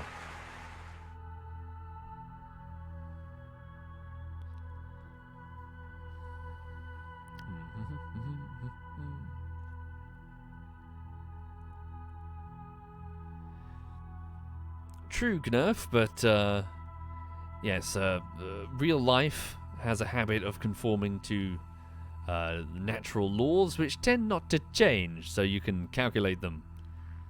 Figure out how much thrust your rocket has, the, gravity at the target, that sort of stuff. Nature never breaks her own laws. Ever.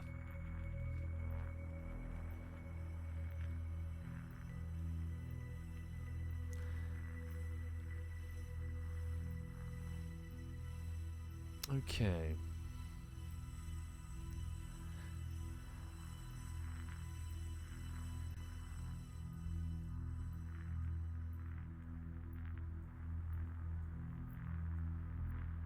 Wait, who am I quoting there? Hang on. Nature never breaks her own laws. Which physicist? Oh no, wait. Leonardo da Vinci. Really? Leonardo da Vinci said that? For real? Well, it's the internet. Okay. Oh god, I'm going to start babbling about the Da Vinci Code again. It still hurts my brain. Again, I've been watching clips of the Da Vinci Code. I've never seen it before, and it surprised me to learn that the big secret of the Da Vinci Code, spoiler warning I suppose, is that Jesus shagged a woman. And I'm sitting there going, and? It's the Middle East, 2,000 years ago. What do you think they were fucking doing? Playing tennis? Of course they were shagging. You fucking... 12 apostles running around the desert with wine? It's a constant fucking party, and it's a fucking sausage fest. Of course they try to get women. Duh.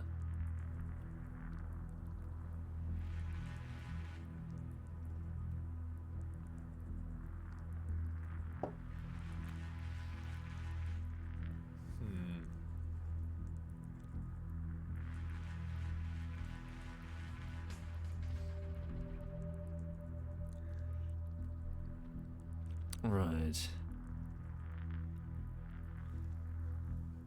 Yeah, maybe it's a shocker if you're a Christian, I guess. I was just watching the scene as it unfolded, and Tom Hanks was like, "Oh no, Mary Magdalene." No, sorry, like what was it? The apostle. It's Mary Magdalene, Jesus' wife, and they were like, "Oh." I'm like, "Yeah, surely he had a wife." Hang on. Like, wouldn't it be weird if he didn't? It's fucking, well, it's 2,000 years ago. You're gonna get funny looks if you're a confirmed bachelor. Okay, we're nearly fucking done, I promise. Hang on.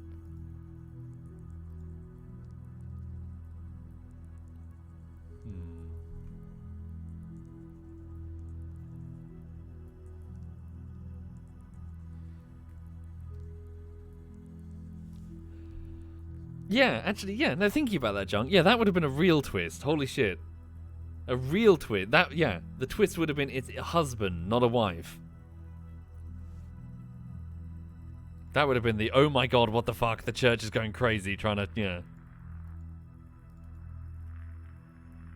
It turns out Judas was his lover. He's the original, extremely spiteful lover. Things went a bit far. Hang on.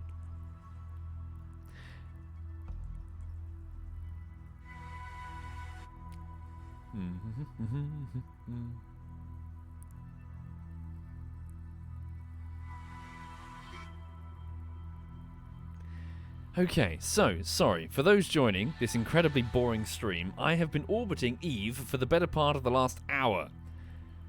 Because I don't want to, or rather can't, burn any propellant to slow down. So instead I'm aerobraking, and perhaps I was a bit too conservative with my original altitude, because I came in so shallow that we've been here ages on so many orbits, like 20, 25 orbits now, just trying to come on down. So, I will get ready to jettison Cupid.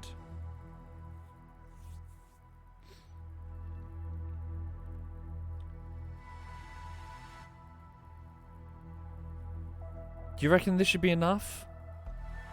Yeah, let's get ready to jettison Cupid. We're going to jettison Cupid in such a way that it will help force the craft deeper into the atmosphere for our descent. And I really have got to aim for the ocean. My orbit doesn't look good for that, does it? Depends how fast Eve turns, I suppose. Maybe. I'm going to quick save it. I've got options if it doesn't work out. I'll try to use Cupid to push me a little bit higher. Hang on. Here we go.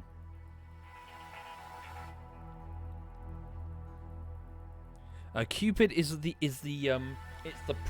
engine that's going to deliver the samples back if Evelyn succeeds.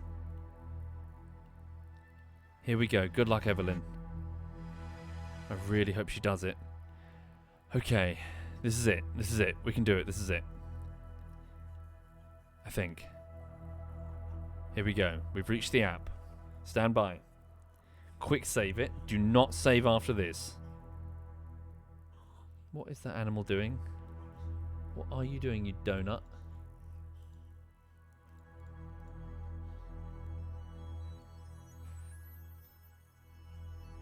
That's ladylike, honey. Okay. So here we go. So give me control over the probe. So hang on. So probe, Clampatron, where's the probe?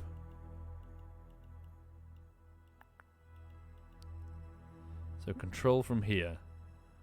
Turn to face retrograde. Okay.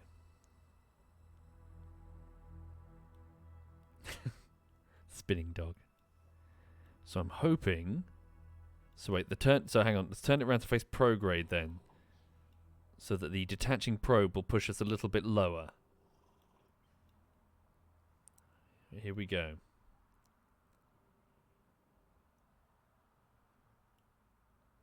I think at least. So 72.7. Here we go. We'll see you soon.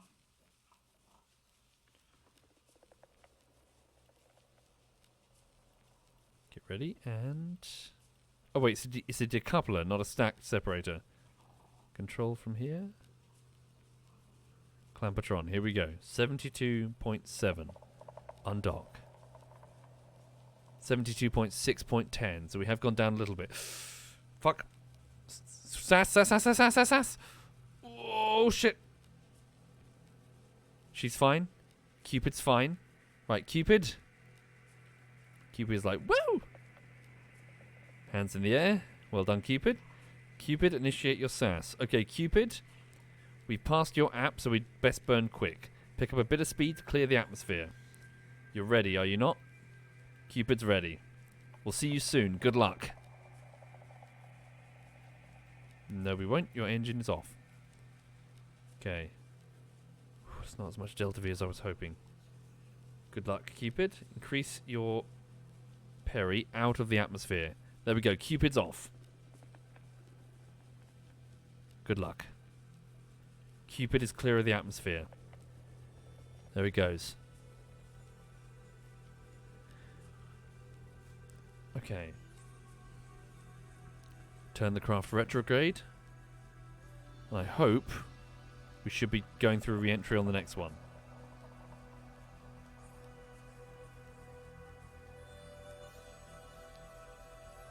Okay. I really hope we hit the ocean. Really, really hope we hit the ocean. I forgot the antenna. Should be fine, right? It's got power, and we have a nearby large-scale probe unit that should be fine.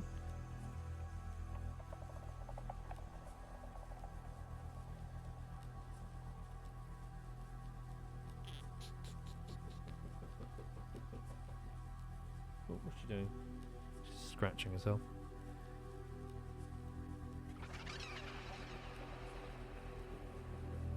Here we go. So, can we, at 72 kilometers, can we get a splashdown? Here we go, folks. So we've just entered the atmosphere. Torque wheels have it. I really hope we get a splashdown. App is falling quickly. We're 2 minutes and 8 seconds from the Perry. Screaming in at 3,376 meters per second.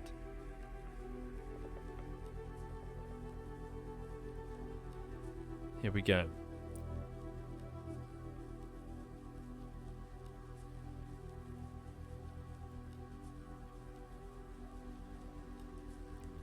Here we are. There's the Cupid. Cupid's safe. Cupid is all the way over there at 27.4 kilometers.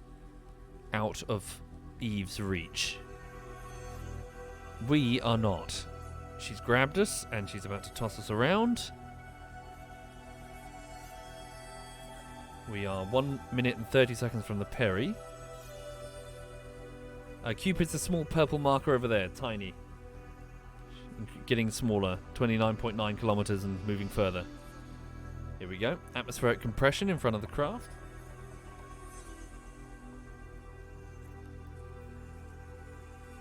So if you're just joining, this is, I hope, a terminal orbit. Trying to splash down. Or will it be? We're still 1 minute. Atmosphere is getting thicker. I just really hope it'll be an ocean splash.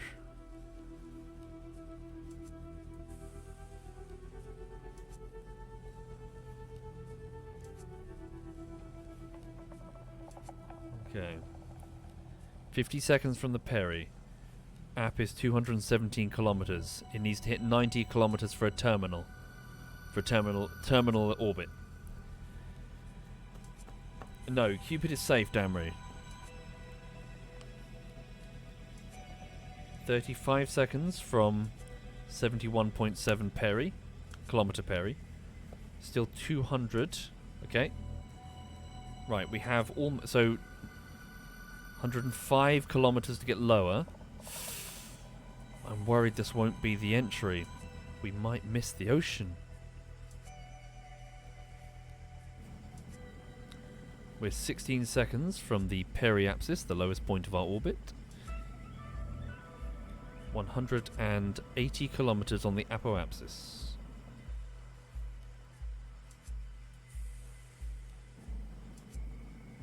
We have arrived at the periapsis. We are now climbing. 160 kilometers. Sorry, 166 kilometers on the app. Atmospheric resistance is getting lighter.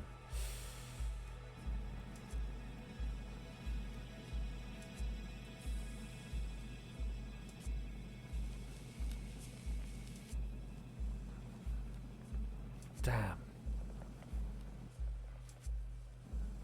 Atmosphere is getting thinner as we climb. We're down to 142 kilometers. Thank you, Y-Sub. Thank you very much, Y-Sub. Thank you kindly, Y-Sub. Drat. Keep going, keep going, keep going. There's a lot of land we could hit. Stand by. Yeah, this is terminal. This is terminal. Stand by. 10 kilometers to go. 10 kilometers to go. 8. 6. 4. Okay. Eve is aware. She just grabbed us. Okay, she's got us firmly now. This is a terminal descent.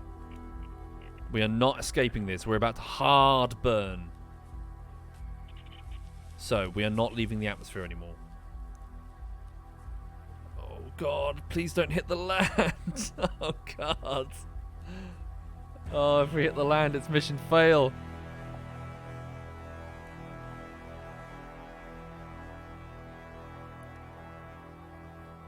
Okay. Hello, darling. Dog's next to me wanting attention. And probably food. Here we go.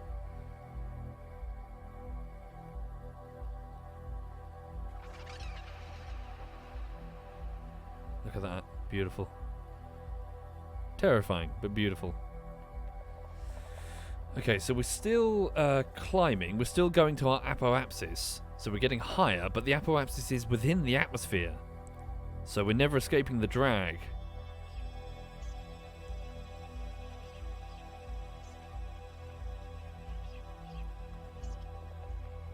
SCP, the mission is a splashdown. I didn't pick the mission, it was just like a sign. Splash down into the oceans of Eve. Return to Kerbin orbit. Sorry, return to Kerbin from the orbit of Eve. So first task is to splash down. Whether Evelyn can come back remains to be seen. If the answer is no, then the next Evelyn probe will be redesigned. If Evelyn comes back to orbit, she will hand over. So her last act will be to hand over a box to Cupid. And Cupid, its job is to bring the box home.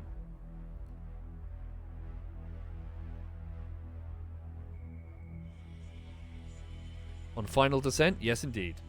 So we're 1 minute and 40 seconds from the app, which is here, still within the atmosphere. So this is the final descent.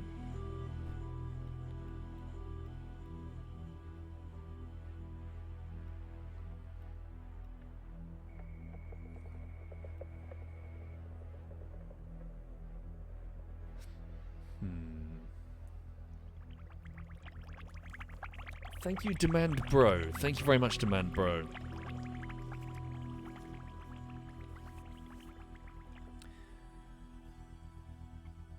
Get some dramatic music on. Yeah, I could do. Hang on. I'll do it as we come in for the final burn.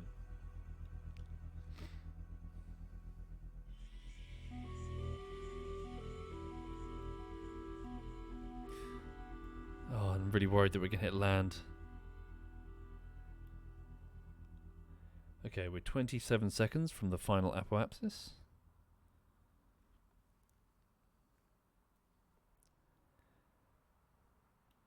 Look at that, the big crater lake.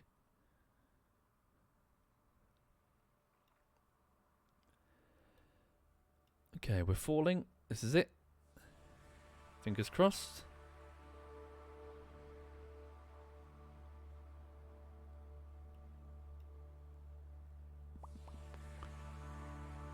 Okay.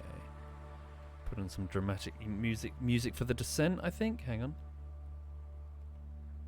What's dramatic? What can we do? Let's do...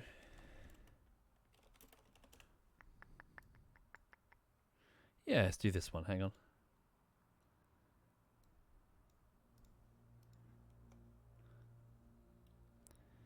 Right, here we go. 80 kilometers and falling.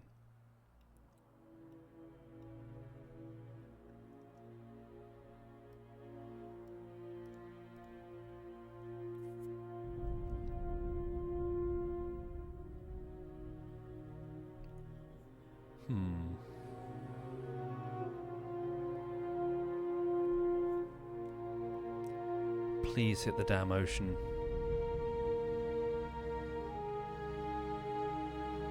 There's a big ocean in front of us, maybe actually.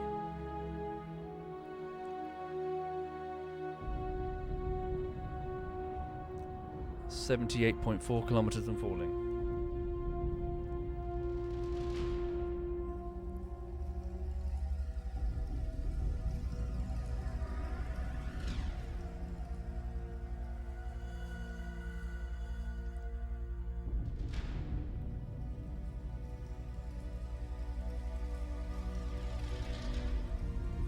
Come on. Don't hit the shore. Yeah, don't hit the coast over there.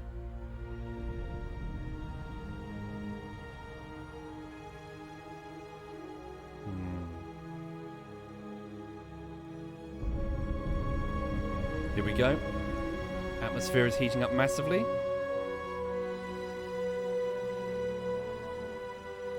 Our peri is 4 kilometers.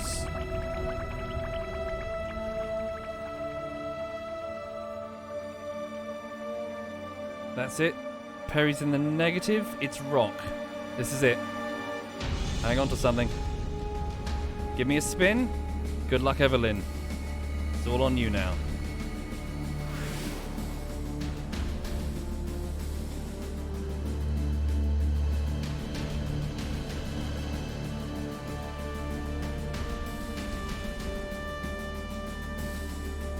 Gentle spin, gentle.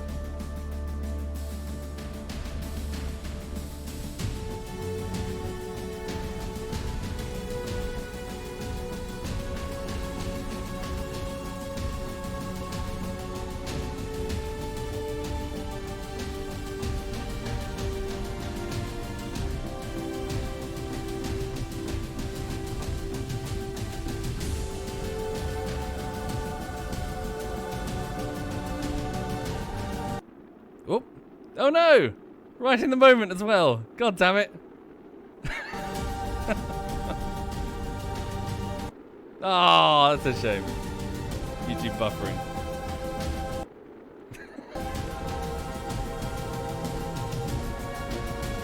Oh, bugger. Hang on. What's wrong with it?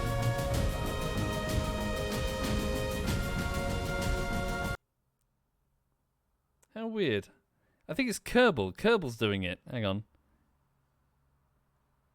How strange.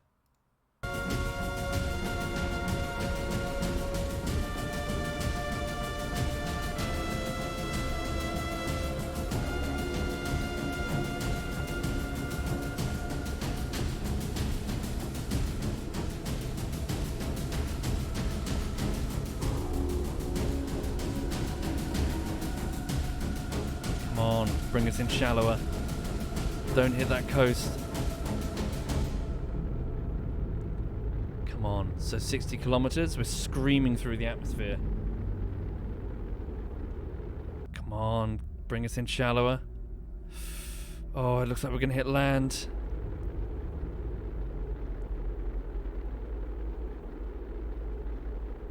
Hey there, Sai. Check Steam, it's important. What have you done? Hang on. An important message from Sai. Cyanide says, that thing looks like a butt plug, lol. Hello, Sai. Does it though? Would you stick that up your bum? It's got a sharp pointy bit.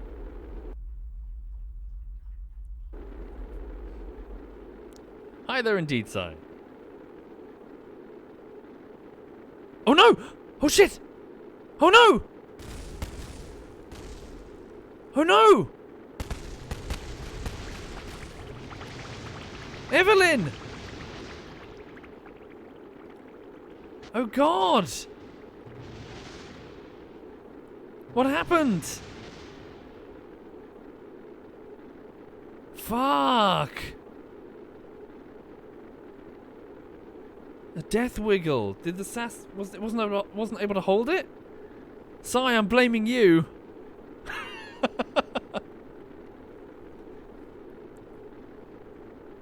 Power depleted? Do you reckon?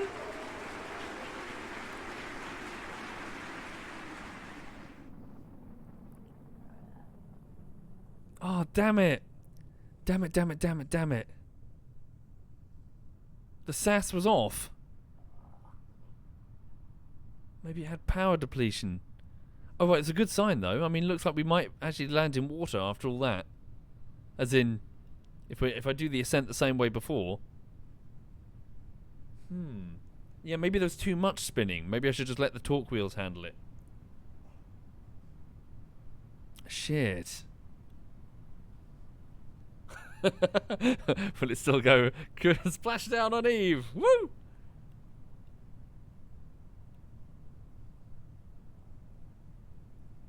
Oh no.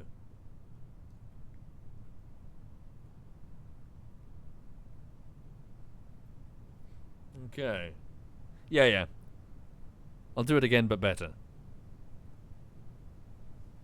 For now, though, alas, sorry for the anticlimactic finish there and the skipping music, but yeah, it's 20 minutes to 3. I need to go for a jog. I'm sorry, before it gets too dark. I'm feeling chubby, and after that, I need to go get on with work today. So, damn. Evelyn died. Evelyn exploded. Eve ripped her to pieces. And we're still 12 kilometers from the ocean surface.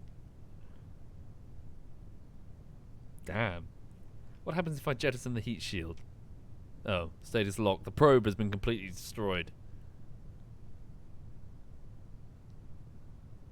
Right. Well, cheers for watching, folks. I will try again next time. So later this evening when I come back. Okay. So let me just quick load. Hello, Lulu.